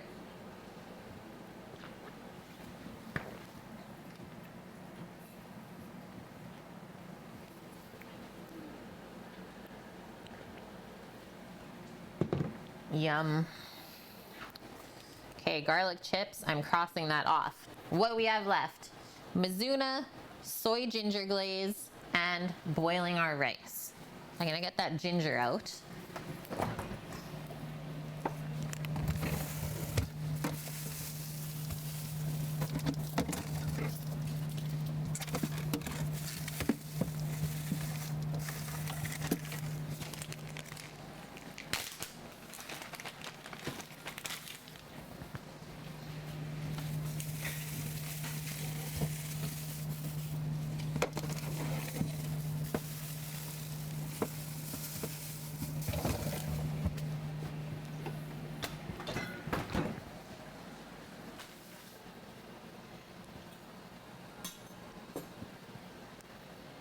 I think we're almost there. Definitely a very sweet brine.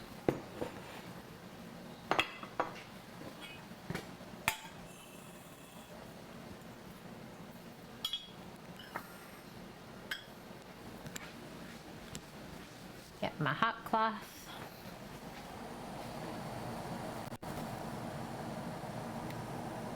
Well, the sugar's all dissolved, so I think we're good to go.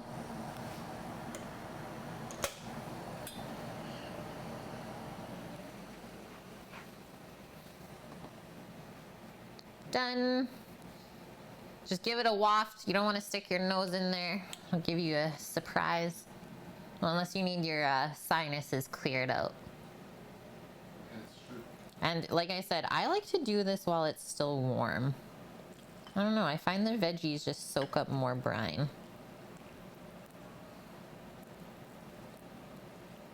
They still will retain their crunch as well. So enough of that. We have a bit extra and that's okay. We can totally keep this in the fridge until next time we make it.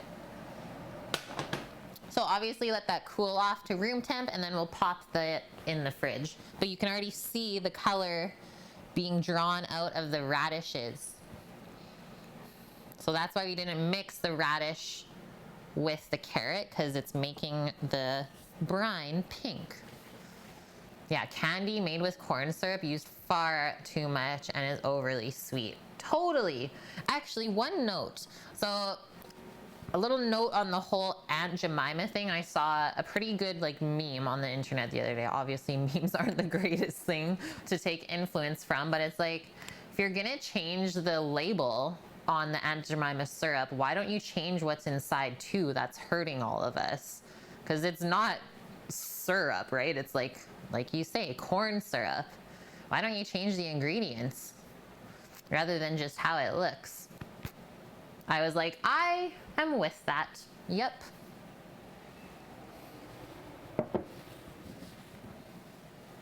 I'm thinking our oil is good to go back here. We can do a test. Oh, sorry. A test. We'll just drop one garlic clove in. If it starts to sizzle, we know that we can do the rest as well. Oh yeah, Cookie. That's right. We did send you a can. So that's from Sam's sister's husband's family. So Sam's brother-in-law is his family has, what is it called? Sugar bush. A sugar bush in Quebec. Unreal. Okay. Oh, we're dancing. Let's get the rest of the slices in there. And then I just like to swirl that. And we're just gonna fry that until it's nice golden brown. It really doesn't take long, so we do not want to walk away from the stovetop right now.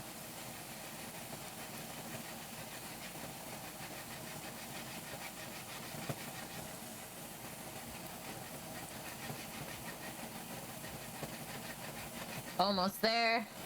Very, very close. And then the thing is it kind of keeps frying after it goes out of the oil. So I think we are good at this point. Come over. We have our setup here. Quickly pour that out. Get it drained. And then onto the towel.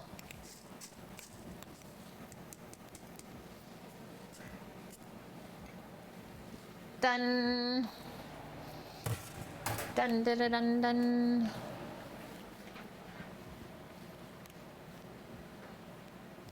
Yeah, honest to God, homemade Canadian maple? Yes.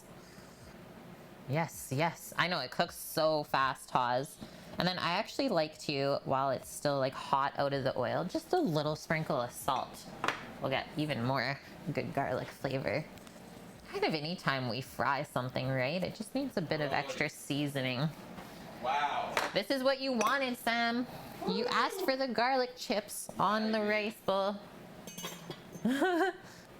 Yeah, Sam's parents, like, they tapped the maple trees in their yard for fun a couple years back, and now they're making like 30 liters of syrup every winter. Okay, that garnish is done. Next one. Let's get our soy ginger glaze going. You know what? I think I'm just gonna reuse the pan from the garlic chips. That's what I'm gonna do, and it's totally fine. I'm okay if there's like a touch of oil in there. So I took the ginger out, and this is gonna be strained.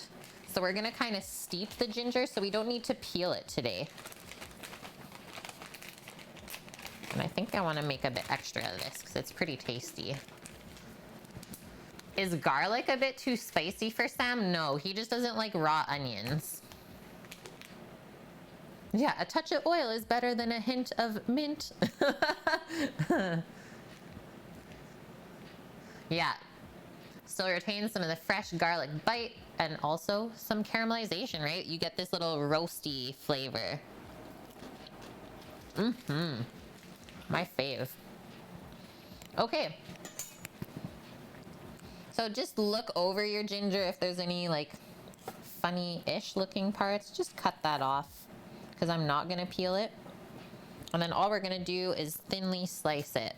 You get more nutritional benefits if you don't peel your ginger. There's more nutrition in the skin, Sam. Yeah. As far as I know. This just in. Just eat it. And we're slicing the ginger thin to open up as much surface area as possible to get the flavor into the glaze.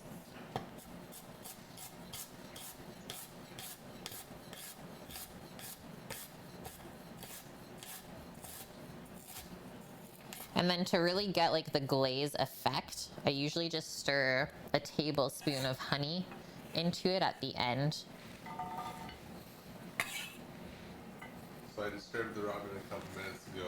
That's bird bath. He's now back. Bird bath. It's a root though, so clean it well. Yeah. Because like I said, that's why you look it over. Sometimes there's like a touch of mold that's growing by the skin, right? So make sure it's nice and clean. The cat came back the very next day. Okay, obviously with our soy ginger glaze, we need some soy.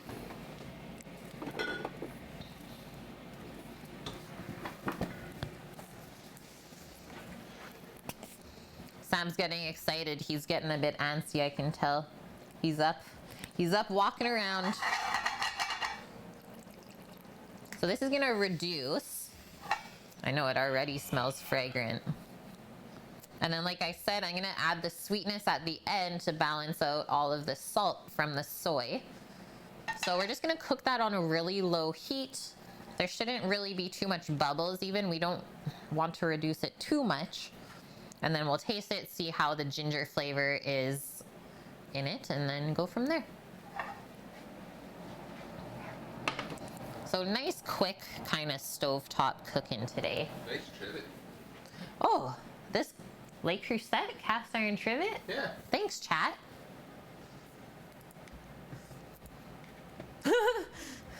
Some wise words when you're married. We were watching a couple's YouTube video the other day. Some wise words when you're married. Never let your partner get hangry. That's when problems ensue. And Sam and I actually both abide by that. We're really good at like not getting to that point.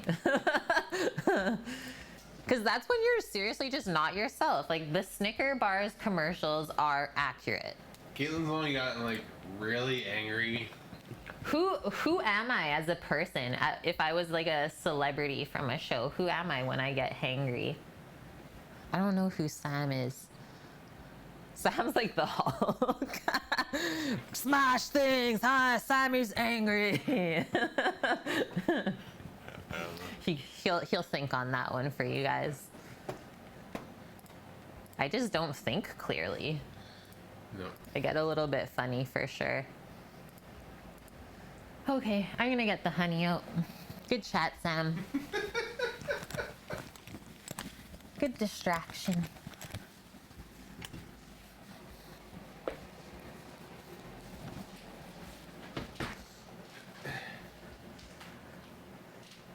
Yeah, hangry, not conductive to good communication. Yeah, communication skills go out the window, for sure. Okay, soy, ginger glaze, we got our honey. Guys, you know what started today? Formula One. Do we have anyone in chat that watches Formula One Grand Prix racing? They are restarting the season today. The drivers get to race, and there are no one in the bleachers. Yeah. There's no one watching. First race is Austria. Yeah. Oh, you used to, Taz? Yeah, you get very illogical. Exactly, Cookie. It's super funny when you get hangry, for sure. Are they doing Austria back-to-back weekends though, Sam? Yeah, they are. So we're wondering if next weekend when they race the same track, if they're gonna do it the opposite direction of the first time. Yeah, and over emotional. Yeah, you just can't control your emotions. Oh, you watch MMA. That's cool. I don't really watch those because I don't know. I get a weird feeling when I see people getting their faces smashed in. So I'd rather watch racing.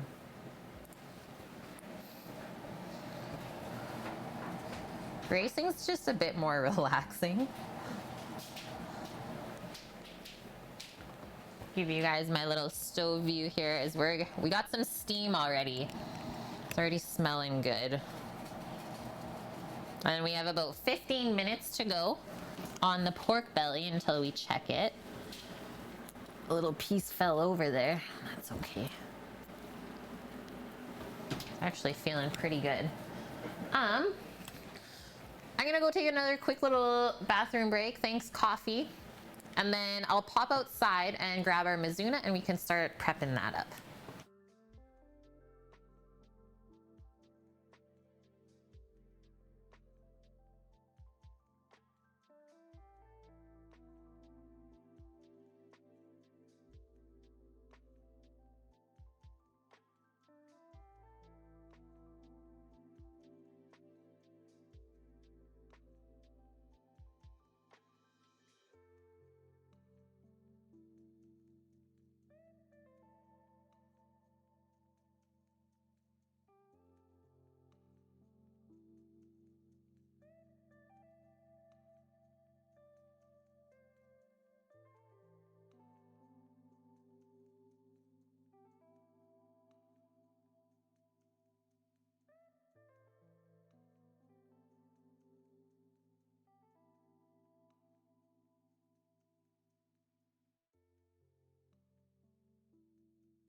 Okay, I'm here.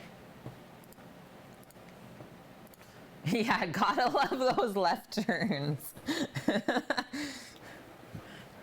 BRB, okay. I am just quickly popping outside. I'll be right back.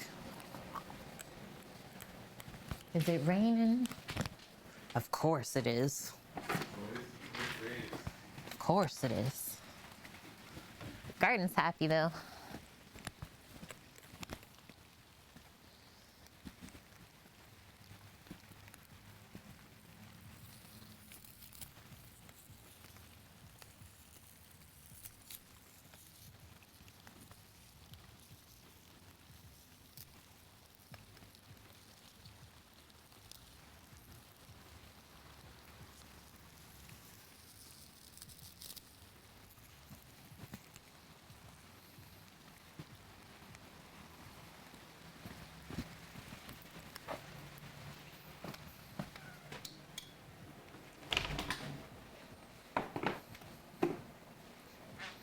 Got 'em.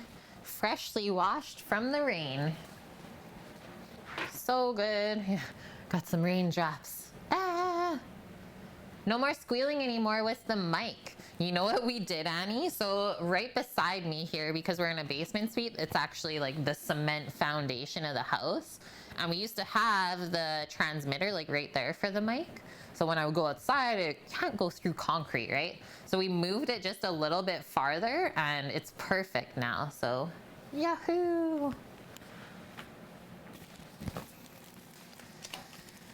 Just a little fandangling. You never know if you don't try. How's this doing? Oh, the ginger is definitely soaking up some of that soy. I'm gonna give this a taste real quick.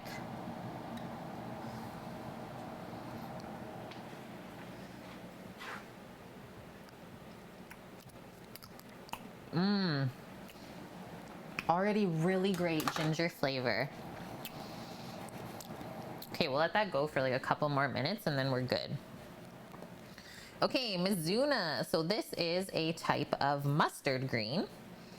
And it is the most mild variety. So I think it's really nice for like a starting point if you want to get into different kinds of greens. You can eat it raw or cooked. And then when it goes to seed, it ends up getting like these really lovely kind of broccoli flowers almost at the top. I don't know why it doesn't want to focus for me. Try and do that again. Which are also nice and edible. So like those, just these little yellow flowers. And like I said, it's basically already been washed by the rain. There are a few tough stalks in here though. So this is going to seed, which means the main stalk or stem is gonna be pretty woody and stringy, not the greatest. So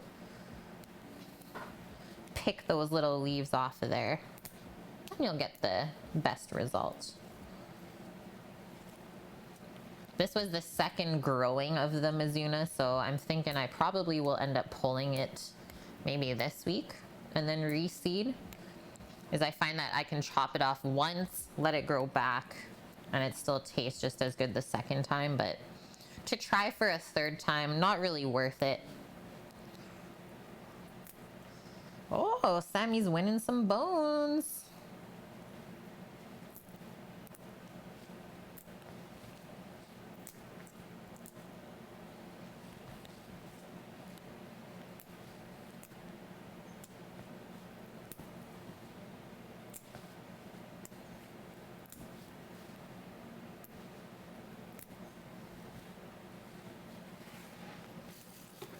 Okay, and then we will cut this to basically the same lengths that we cut the carrot and radish for the rice bowl. So like about 1 inch or so. And then this will just be sprinkled raw over the rice bowl. If you see any stringy bits that you don't want, just take them out. Any stems that are hard. Because you gotta eat your greens, friends.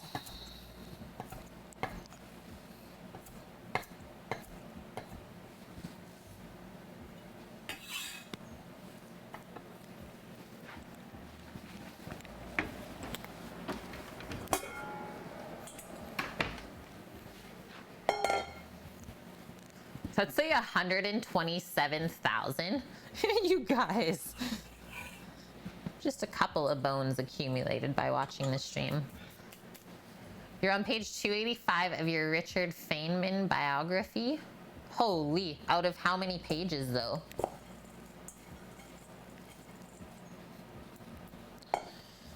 Okay, that is done. How's our pickles? Oh, I think they can go in the fridge now. Okay, check out this radish and carrot. See how nice and vibrant pink the radishes go? Absolutely love it. So we'll pop those into the fridge so they can chill up a bit before we use them. And then I think we're gonna check on our pork belly. Out of 443? That's pretty good, Annie. We're almost there. I was saying to Sammy the other day, I need to start reading again. I was like a huge bookworm when I was young, and just getting this knack that I need to read. I need to do some more learning in my life.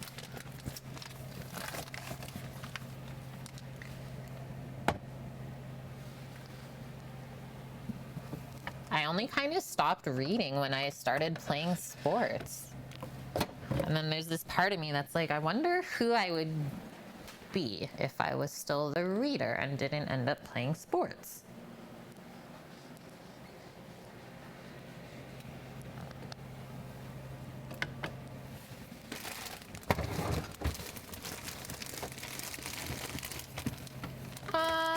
Yeah, I see these couple of scallions here. I think we're gonna slice them up for the garnish. They need to get used up. That'll be good on the rice bowl.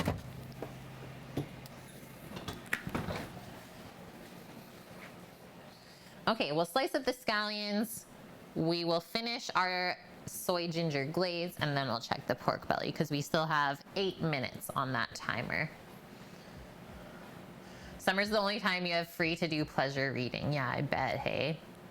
You've been reading an hour before bed each night, getting caught up on books, and it also helps you fall asleep. That's the other problem, Dust, that I have as I've gotten older reading is I just fall asleep in the book. Like I get 5 pages in and then I forget what I read and like fall asleep in the book. It's like, come on, that sucks. But it is so great for helping you fall asleep. For sure. Like now I have to start over. Didn't make any progress.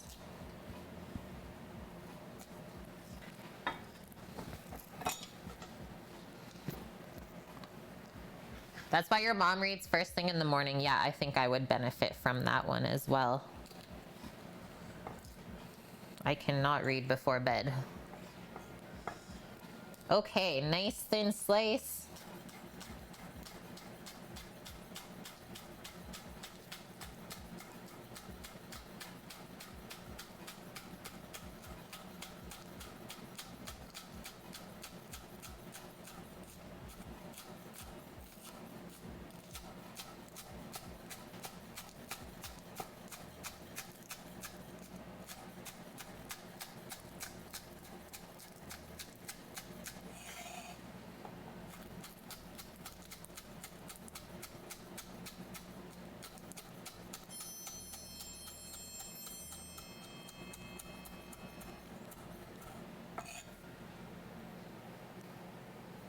CM Punk fan, thank you for that follow and welcome in.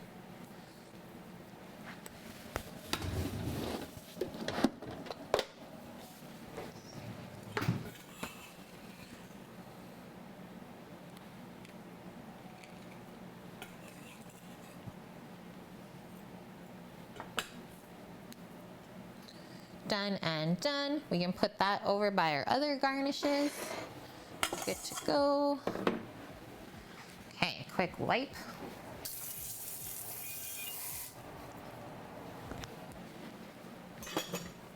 Hello, how are you doing today?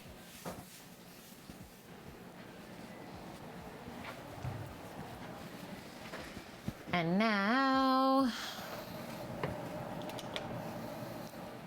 look at this. Look how the ginger just soaked up all the soy. So, maybe I'll reuse that fine mesh strainer we used earlier for the garlic oil since we use the same pan anyways. And then we'll pour that into a bowl and then whisk in some honey to balance out the salt.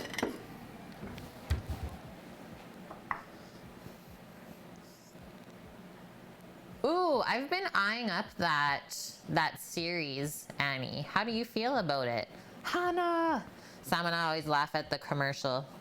Hana! It's really good. I thought it would be good.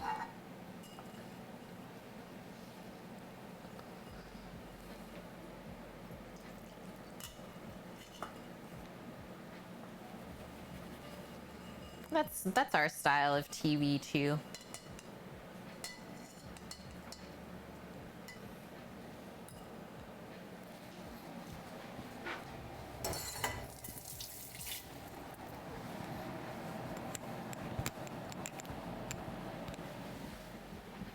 You watched season 1 last year and you couldn't wait until the new season. Awesome. Okay, we'll keep that in mind then. Always looking for new series to watch for sure that are good. Lurked.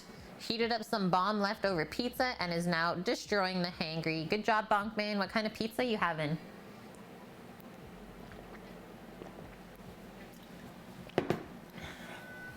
Get those snacks in ya. You want to try and like press that out? Doesn't seem like there's anything else coming out. Okay. Our ginger infused soy sauce. And then my little trick to make a glaze, just some honey. Meat and veggie combo, nice. And well, my honey is not pasteurized and definitely crystallized, so we want to do this while it's still warm.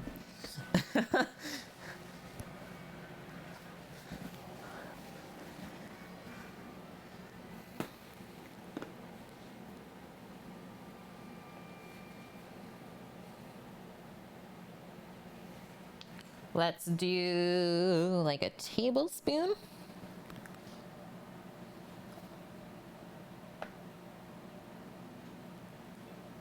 Or so. And that should dissolve in. I guess we'll see what happens. If we have to, we can put it back into the pan. Yeah, the joy, right? So I've just been keeping that entire honey bottle upside down so I can squeeze stuff out of it.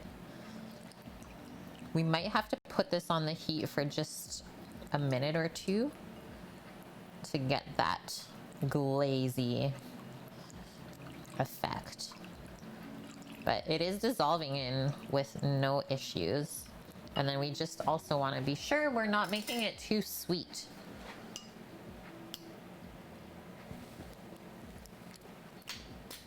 We can definitely go more.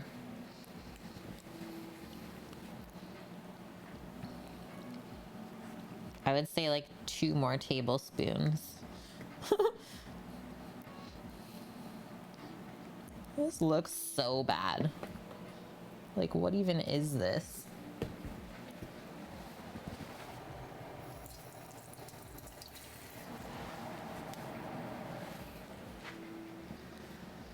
It is. It's true, Bonkman. Yeah, even though it's crystallized, I'm not upset. It's so good. I was like, why did it crystallize so fast? And Sam's like, well, you've been using the maple syrup that my parents sent instead of the honey. I was like, oh, that makes sense. So yeah, those are my 2 favorite natural sweeteners. But both of those are also really expensive too, right? So that's why most people are gonna lean towards the corn syrup and the refined sugar and all that. You only use honey when you make bread. Honey is really good in bread too. That's a good one, Annie. Okay, we're almost all dissolved. There's a couple of chunkies in there still.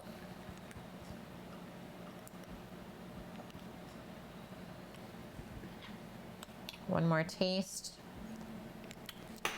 Oh, that's good. I think that is perfect. Okay, that's our timer for our pork belly.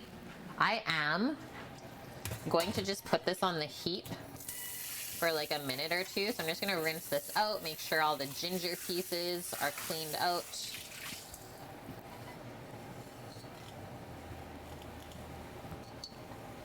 Just to get that nice glaze consistency.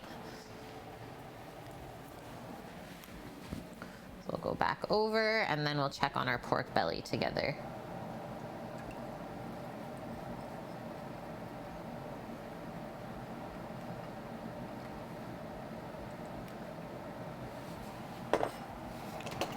put that on a low heat.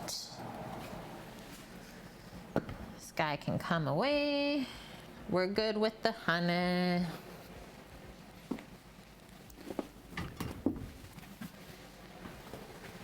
And now trivet back over for that pork. Let's see what we're working with. I've never actually done the pork belly with like salt and pepper on it, so this is looking very intriguing to me. So this is the piece that like fell over. It shrunk up quite a bit. Tasty snacks for sure, nonetheless. And then I just kind of feel it with my hands, so it's looking a bit tough still. So I would say I want to turn up the heat a touch. So let's go up to 325, and I'm gonna go another 15 minutes while the rice cooks out. And that way we can also start to get some more browning on here too.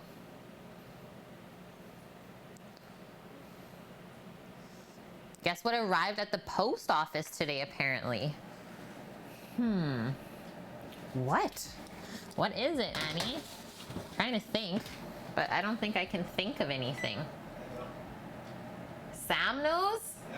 Okay, oven's at 325. Timer. From Streamlabs. Oh! 15 minutes. The coffee cup and the hoodie? Yeah, maybe a coffee mug. Oh, does it maybe look like this? Woohoo! Annie's merch arrived today, guys.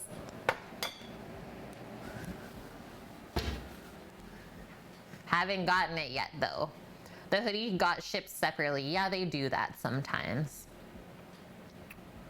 If you get it tomorrow, that'd be really awesome. Okay, rice time.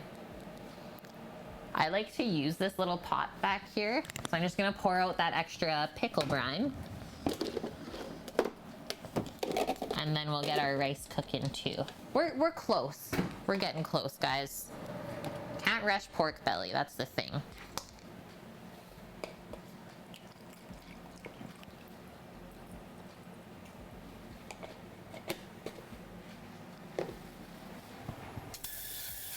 Give that a wash.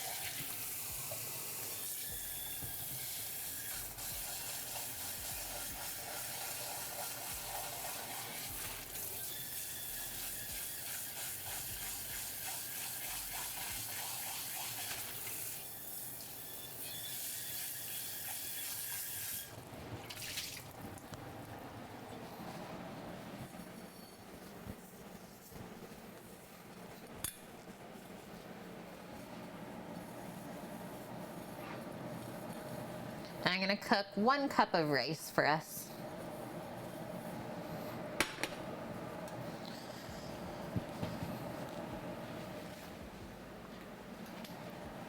Giving this glaze a swirl as well. The honey is all dissolved, so I just want to see a few bubbles, a little simmer here. And then we should get that nice glaze consistency. Okay, jasmine rice kernels.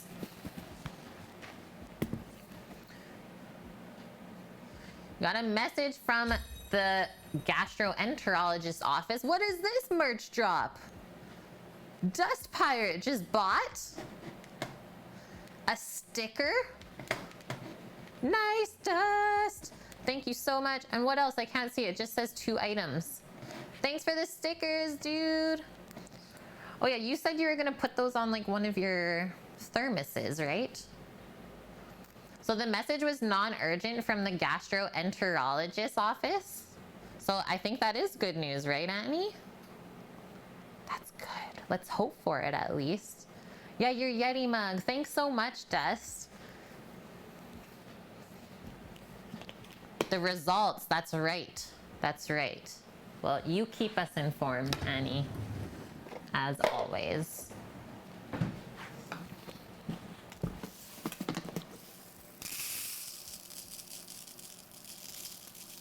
So we're gonna start by dry toasting the rice in that pot. I'm gonna turn it on to a medium high heat to start.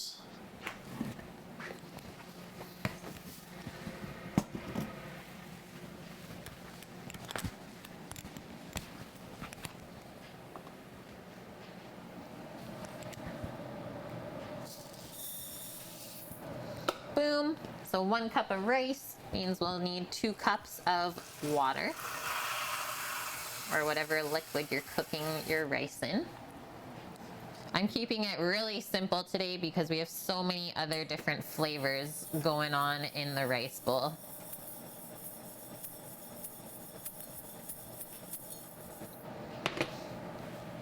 So we're just gonna keep cooking those rice kernels dry in the pot for about 3 to 5 minutes until it looks like most of them have been toasted up. So when you toast rice, it goes more white in color than translucent. That's how you know it's toasting. How's this doing? This looks really nice. We'll turn up the heat just a touch. Just a touch.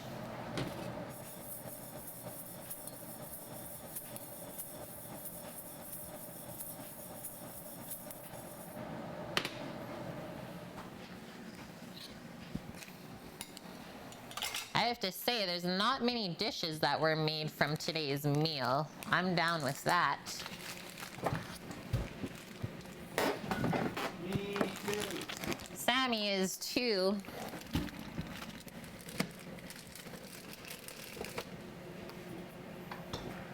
Those pickled radishes are stenching up the fridge a bit. Have I ever made pearled rice with pearl onions? No. Okay, Dust. Good luck at the store. Stay safe. And yes, we will see you tomorrow. And happy 4th tomorrow, all my peeps. Hope you have a wonderful day, Dust Pirate. Thank you so much, man, for purchasing 2 Cook with Kate stickers. He's repping the stream in Texas.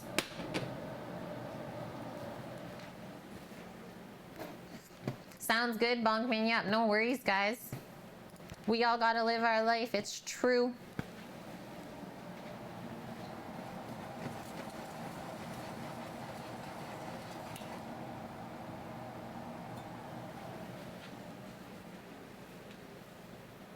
Yeah, of course, it does feel weird to order a hoodie when the temperatures are in the 90s, but it will come in handy in the winter time. Exactly. Well, you do have a t-shirt as well, don't you, Annie? There we go. See those bubbles? That's what we're looking for.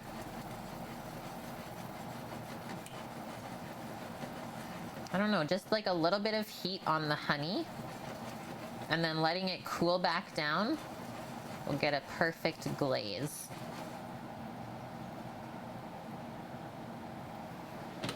Keep our rice going too.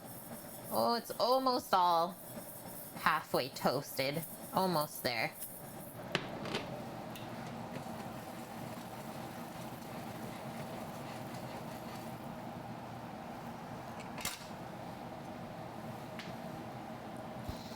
I think I'm just gonna turn this off and just leave it in the pan, just in case as it cools down, it gets too like syrupy and I can't pour it back out when we go to plate. So I'm just gonna keep it in the pan. You're wearing the Cook with Kate t-shirt right now? Unreal.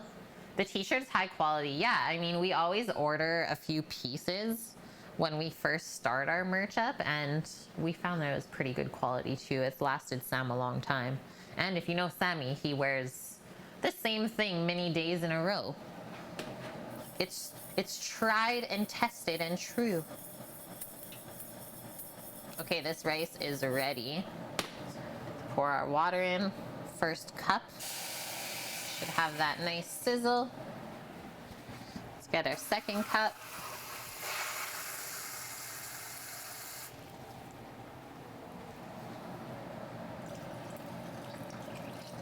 And then we're gonna put a lid on that just to help it come up to a boil quicker. And yeah, you heard that right. I said boil, not simmer. You miss the orange Reese's pajamas? They're still kicking. They're still kicking around. Okay, so that'll take about 10 minutes. Yeah, Sammy still has those. I just crossed off the last thing from the list. So today on stream, we trade up our jerky and it is now drying up in the dehydrator for our 2-month subscriber incentive. So thank you guys. We had a couple 27-monthers today. We have made our bread dough for our garlic bread tomorrow on stream, and that's proofing up in the fridge. We're roasting our salt and pepper pork belly. We have pickled carrots and radishes. We made garlic chips. We picked fresh Mizuna from the garden, just finished up our soy ginger glaze, and the rice is now boiling on the stovetop. Day complete. And it hasn't even taken us that long. Under 3 hours to do all of that by myself and guide you guys through that. I'm feeling good about it. Did you miss the kimchi? No, you didn't, Annie. If you would like to take a peek at it, we can now since we have some time. And so this is where the daikon comes into stream, because I make radish kimchi instead of cabbage kimchi. And we're not gonna make the kimchi together today. I would say we have a few more months before the next batch will be made. But this is it. Super, super simple.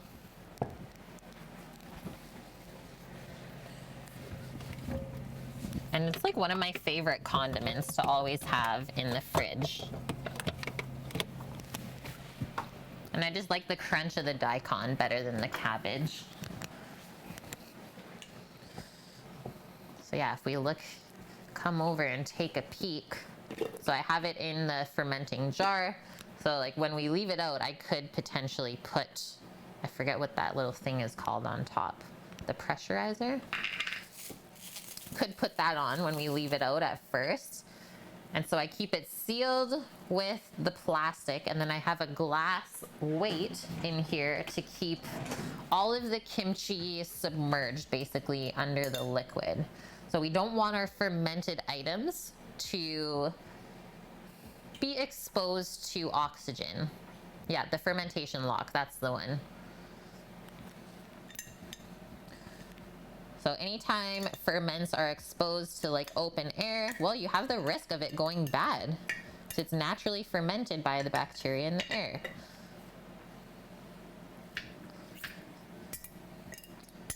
So yeah, I always use tweezers.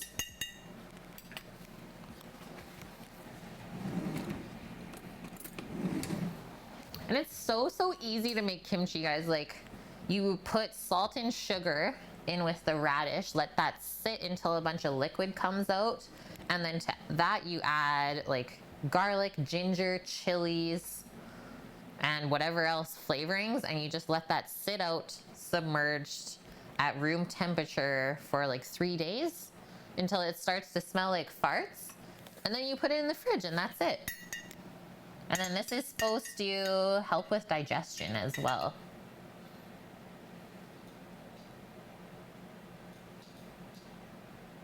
And then I also push it to the point where it gets like a little bit carbonated almost, and then you get this kind of fizzy thing going on when you eat the kimchi. I'm gonna have a couple pieces.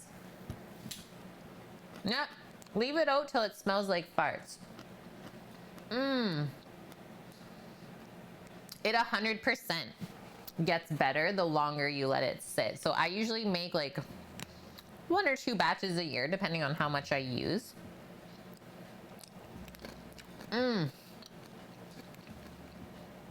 It's like sour, salty, crunchy, a little bit of spice on one side in my mouth, and then just a hint of garlic and ginger.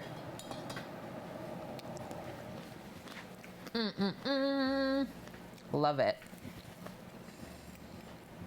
Yeah, good salty aspect there. Okay, so our rice just came up. I just popped the lid. And then we have 1 minute and 40 seconds until we check our pork belly again. You would use more chili peppers than normal, yes. I think I typically do as well. And then I use the Korean chili flakes. So they're called gochugaru. And I find them also more like floral and more flavorful than the generic chili flakes that we could get in the store in North America.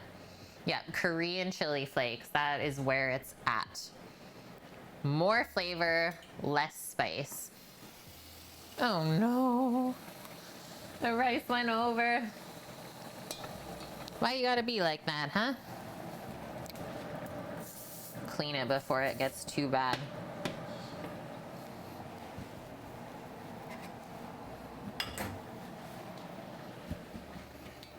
Okay, get this trivet back over here. Our pork belly's coming out again soon.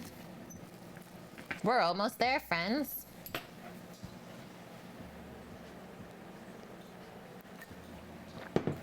Ebullient rice. It's active. Is that what that word means? Big word of the day. Ebullient. Energetic. Yeah.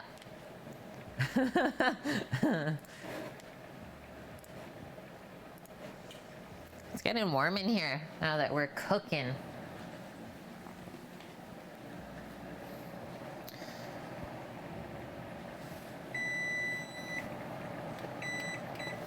Was so ready for that.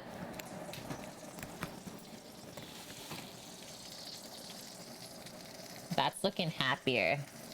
I'm gonna keep it going. Getting nice and golden brown too.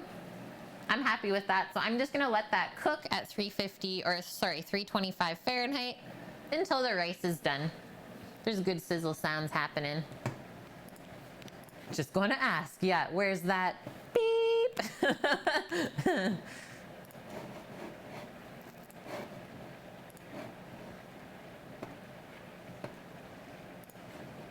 Okay, just looking over tomorrow's menu, making sure there's nothing else I have to do for prep. So Santa Maria style beef tri-tip with pico de gallo, so a fresh tomato salsa, chimichurri, which is a fresh herb sauce. I believe it's Argentinian, so not really a California thing, but I love chimichurri with grilled beef. And then our grilled garlic bread, garden salad with fresh herb buttermilk ranch dressing. Yes, that's gonna be good. We're good. So we just had to do our bread prep. I'm so proud of you, Bonkman. Yeah, your internal timer has improved. X-Stitch Creations, thank you very much for the follow. Welcome in. Yeah, you know you're getting good in the kitchen when your internal clock is on par with the timer on the stove or wherever you have it. How long does it usually take me to put my grocery list together for the week? Maybe about an hour. Doesn't take me too long. I've really gotten it streamlined from when I first started like planning the streams, is it would take me like 4 hours to plan out the week. But now I really try and just use up whatever I have in like the cupboards, fridge, freezer, etc. And that's pretty much it. And I always try and keep it like pretty rounded out for the week. So like usually different types of proteins as well. And then this week we're doing brunch, so we got some eggs on the go instead.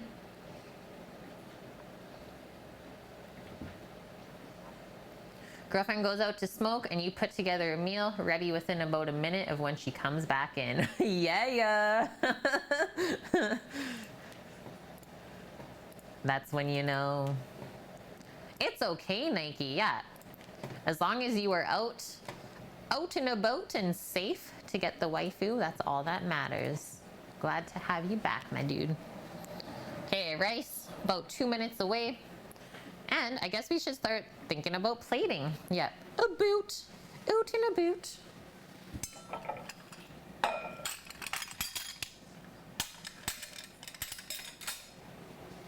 We got to use our koi bowl today.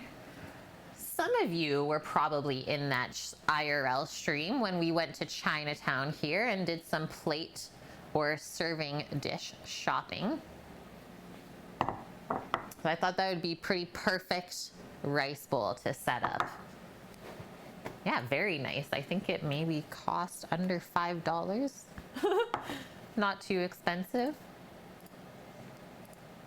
You want to break it? I was saying that I should like incorporate him into the stream more. It's like maybe I should throw some stuff in there for like bits or something like that, because I do love Piggy too. He's come with me many places. I've actually had him for probably over 10 years actually now.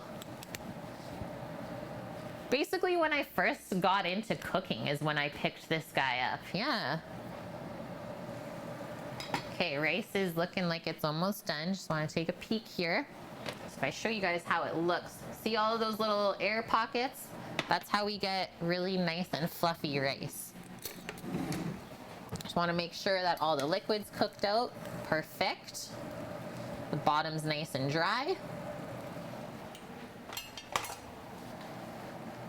All we're gonna do, turn that off, put the lid on it, and take it off of the burner. And then that, as it sits for a few minutes, it's gonna fluff up and finish steaming.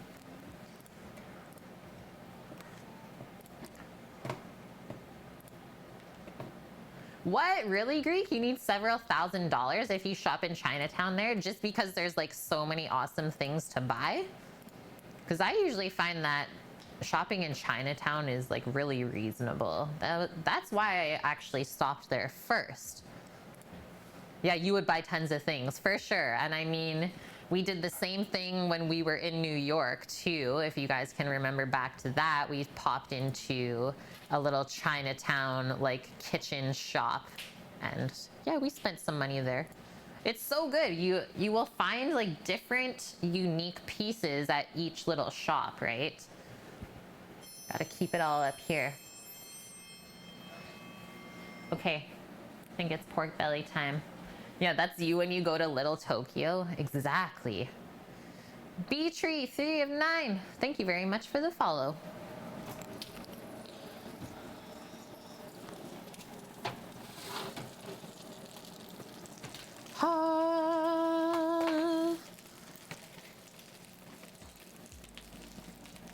Yep. That was literally all it needed, was that extra like 15 minutes or so, as it's just a bit more jiggly. So I am going to, I think, use this one for sure. So I'll put that onto a cutting board, and maybe we'll just let that rest up for a couple minutes before we cut into it.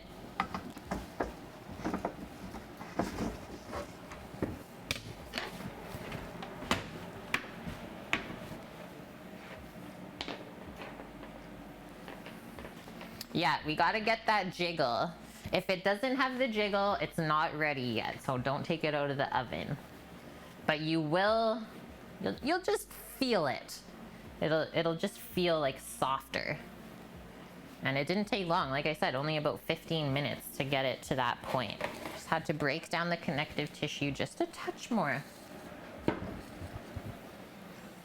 Okay, this is my setup. So my little resting rack there.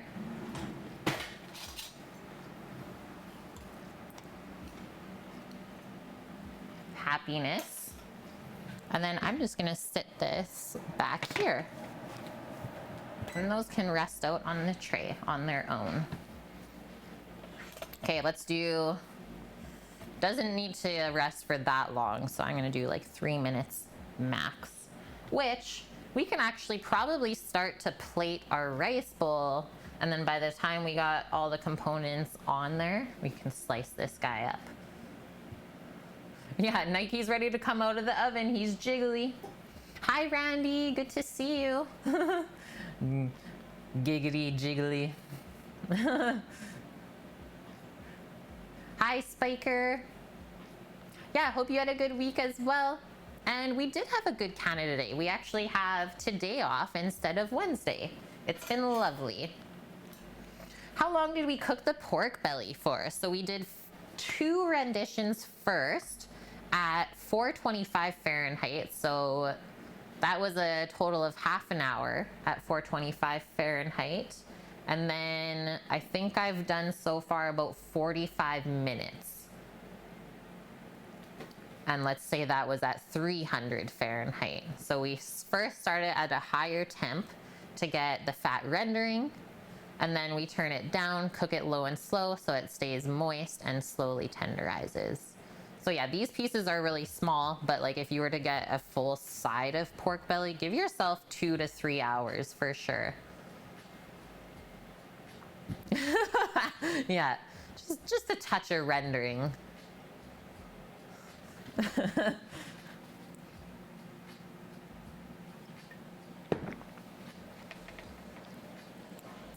Move over.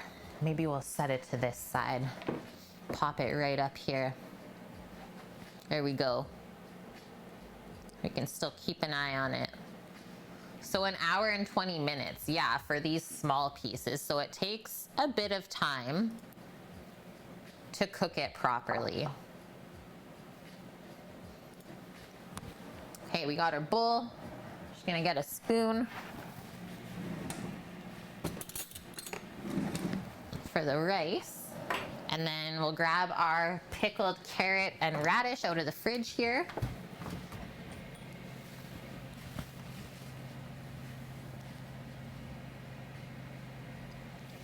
They've been chilling.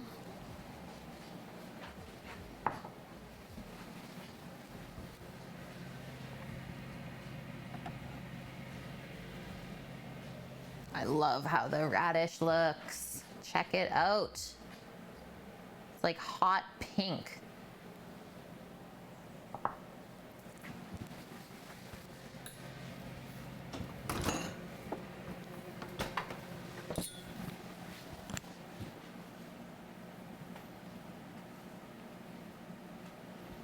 Three hours on super low. Yeah, 220 Fahrenheit.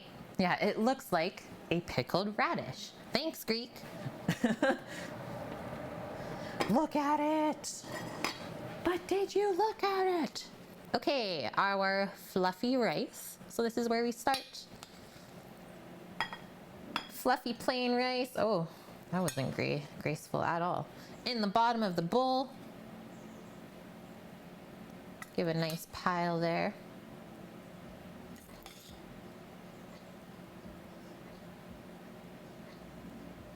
Our bed of rice to house all of the other tasty foods.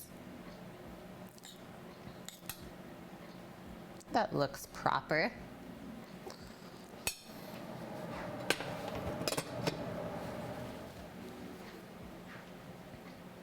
Yeah, we need a bit of a bigger spoon. Is this like poke, sort of? Not really, because poke would be like raw fish.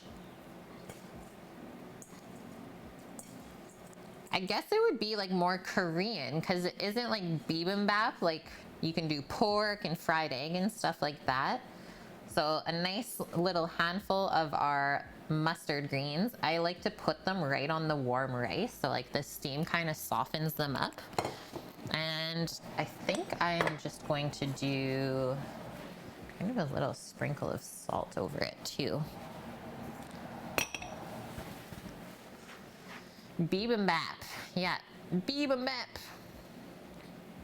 Okay. Use a fork to get our pickled veg out. Keep it clean. Start with the carrots. I'm gonna try a little piece.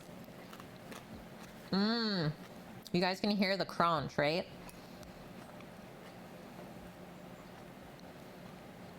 And yeah, it's like sweet and sour. Should be super good with the pork. Do a bit more carrot.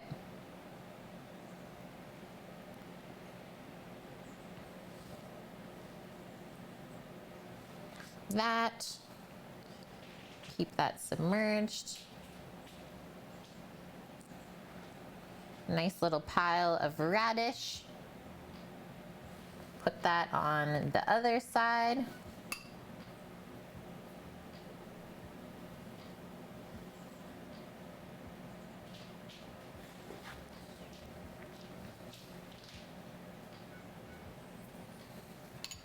And then our kimchi. It's getting real colorful up in here. Pop that just right on there, I suppose.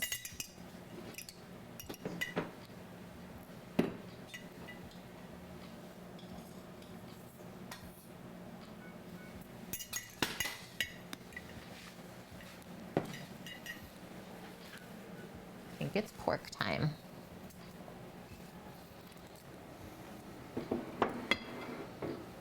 There's your fork.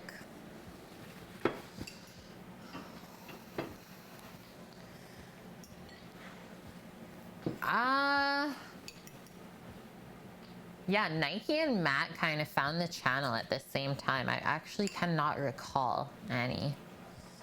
Who was here first? I think Matt was here first. I think Matt first? Yeah. That feels so good.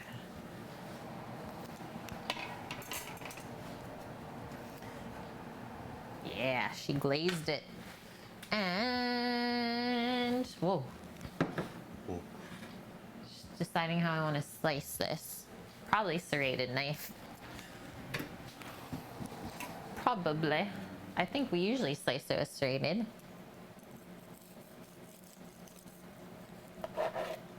Oh.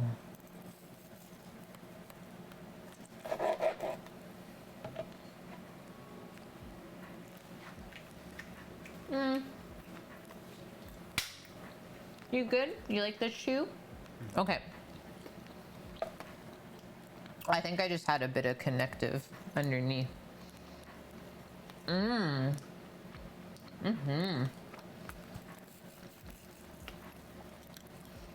like I said, guys, I've never done a salt and pepper pork belly, but it's really nice.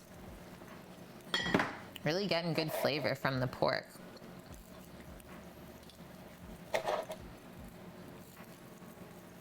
And I love doing just nice thin slices like this to lay over the rice. Then we can pour our soy ginger honey glaze over it. Oh, the inside of this piece, it's like half fat.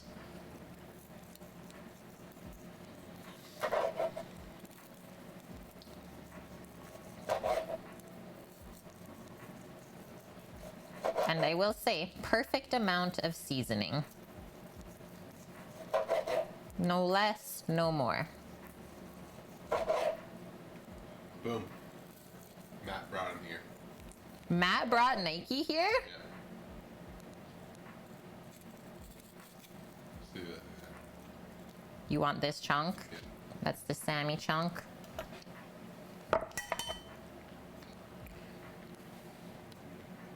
Like that. The juices. Hi, Rook.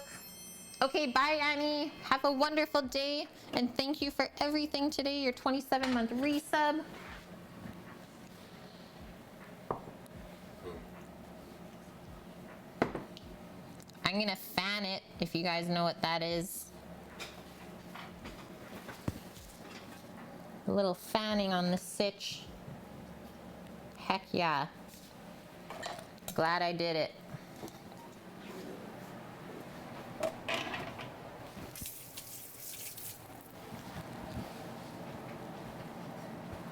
Photo time. Yeah, pretty much.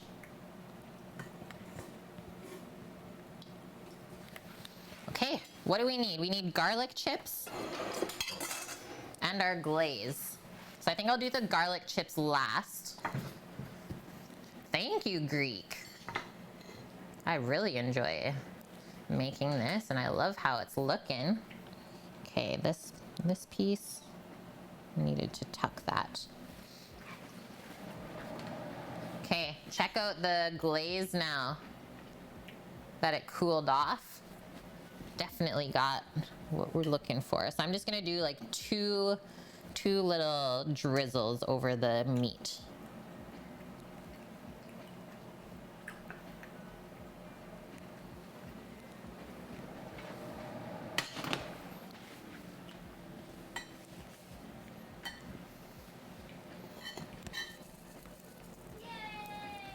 And then just a sprinkle of our garlic chips.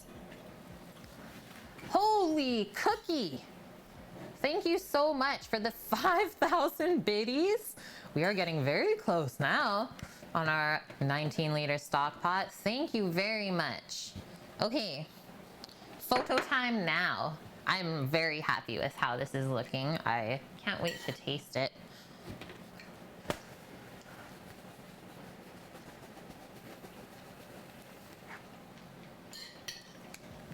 It must be good. Sam's not saying anything right now. It's actually silent. And the lighting in here is just atrocious today. Gotta love those rainy days. It's okay though. Nothing that Instagram couldn't fix, guys. It's pretty good lighting. Yeah, it is. Just atrocious. Just atrocious. Unbelievable. How do you work under these conditions? Yeah. I think I got it. Call your manager. Yeah, I'm calling my manager.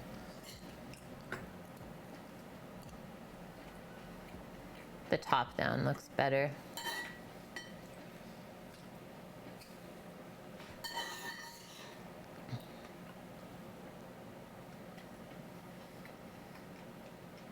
Can we get the photo so we can eat already?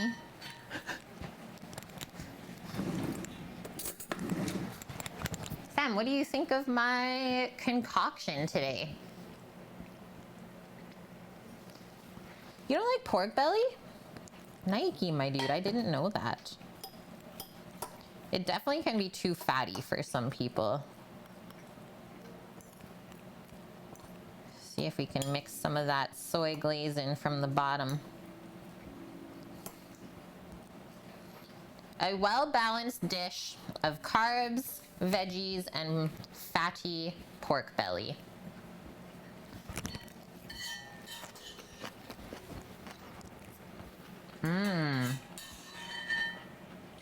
Just the mixture of the veggies with the garlic chips. Yeah, and the rice.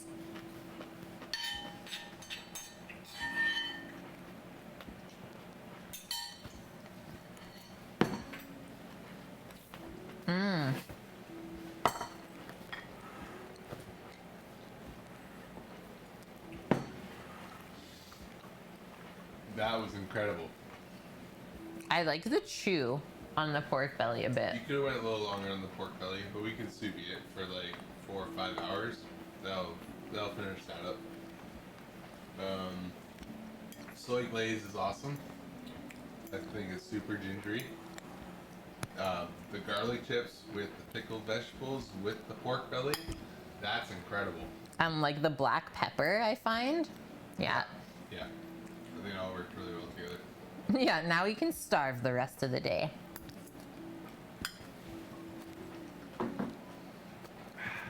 You guys heard that review?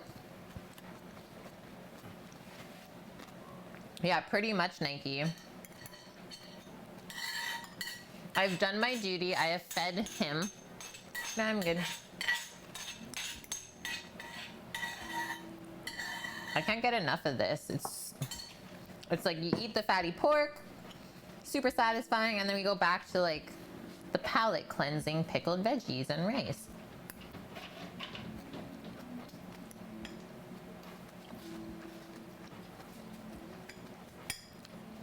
I like this piece better actually, and there's a bit more meat.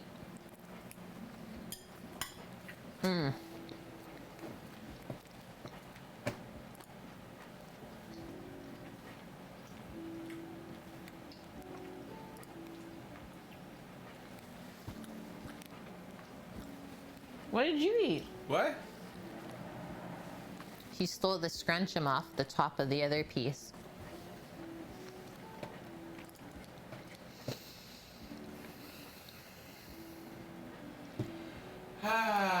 It's really good, guys. We are zen now. All of that, and it's hot in here, and we are zen. Thank you so much, Cookie, once again for those 5,000 biddies. very happy with how this dish turned out. This was something that I concocted from up here. Excuse me. And once again, all of the flavors came together very nice. I hope that I inspire maybe for you guys to make a pork belly rice bowl for yourselves one day. Because it really isn't that hard. And like I said, if you have smaller pieces of pork belly, it cooks quicker. And if you don't want to make a pork belly rice bowl, smash up a pork shoulder steak. Ooh. And make yourself a schnitzel, and then do the same thing. Pork shoulder steak schnitzel. What? Or just roast in the oven real quick. Super good too. That as well, Nike. Yeah, if you don't want pork belly, switch it out for whatever type of protein you want. Just Use this. chicken thighs. Yeah, this bowl has like an Asian influence on it. So just make sure, however you're cooking your meat, kind of keep it with those flavors. That's it. An egg would be great on here for sure. Yeah, Loco Moco.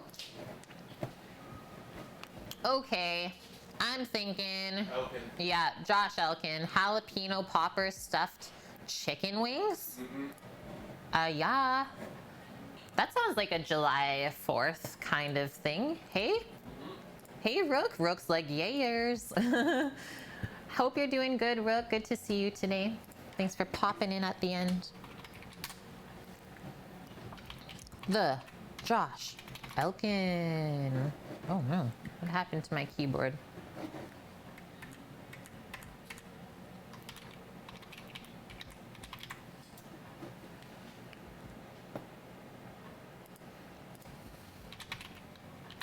Guys, having some keyboard issues. I think my batteries might have died. Yeah. Okay, I just need to get this name typed. Okay, I got it. On and off, we're good. Okay, I'm hitting this button. You've been here the whole time, Rook. Was just helping someone get their OBS set up. You're a legend, dude. Just creating all these awesome streams throughout Twitch. Thank you for your What? services. Rook helping somebody with OBS? Yeah. Never heard of that. Okay, guys, I hope you all have a wonderful day or night wherever you are. We will be live again tomorrow at 11 a.m. Pacific time, cooking up some Santa Maria tri-tip with Santa Maria! with garlic bread and salad and pico and chimney. It's gonna be tasty. Making food for the peeps tomorrow too. Okay, I'm gonna hit this button. Thanks for all of the things today. Merch, bits, resubs, follows. We had a baby raid. It was wonderful. And we had a Sammy. And the dono. And the dono. Okay, until tomorrow. Take care, friends. Stay healthy. Stay safe. Wherever you are. Thank you for those last 5 biddies. I'm pressing it.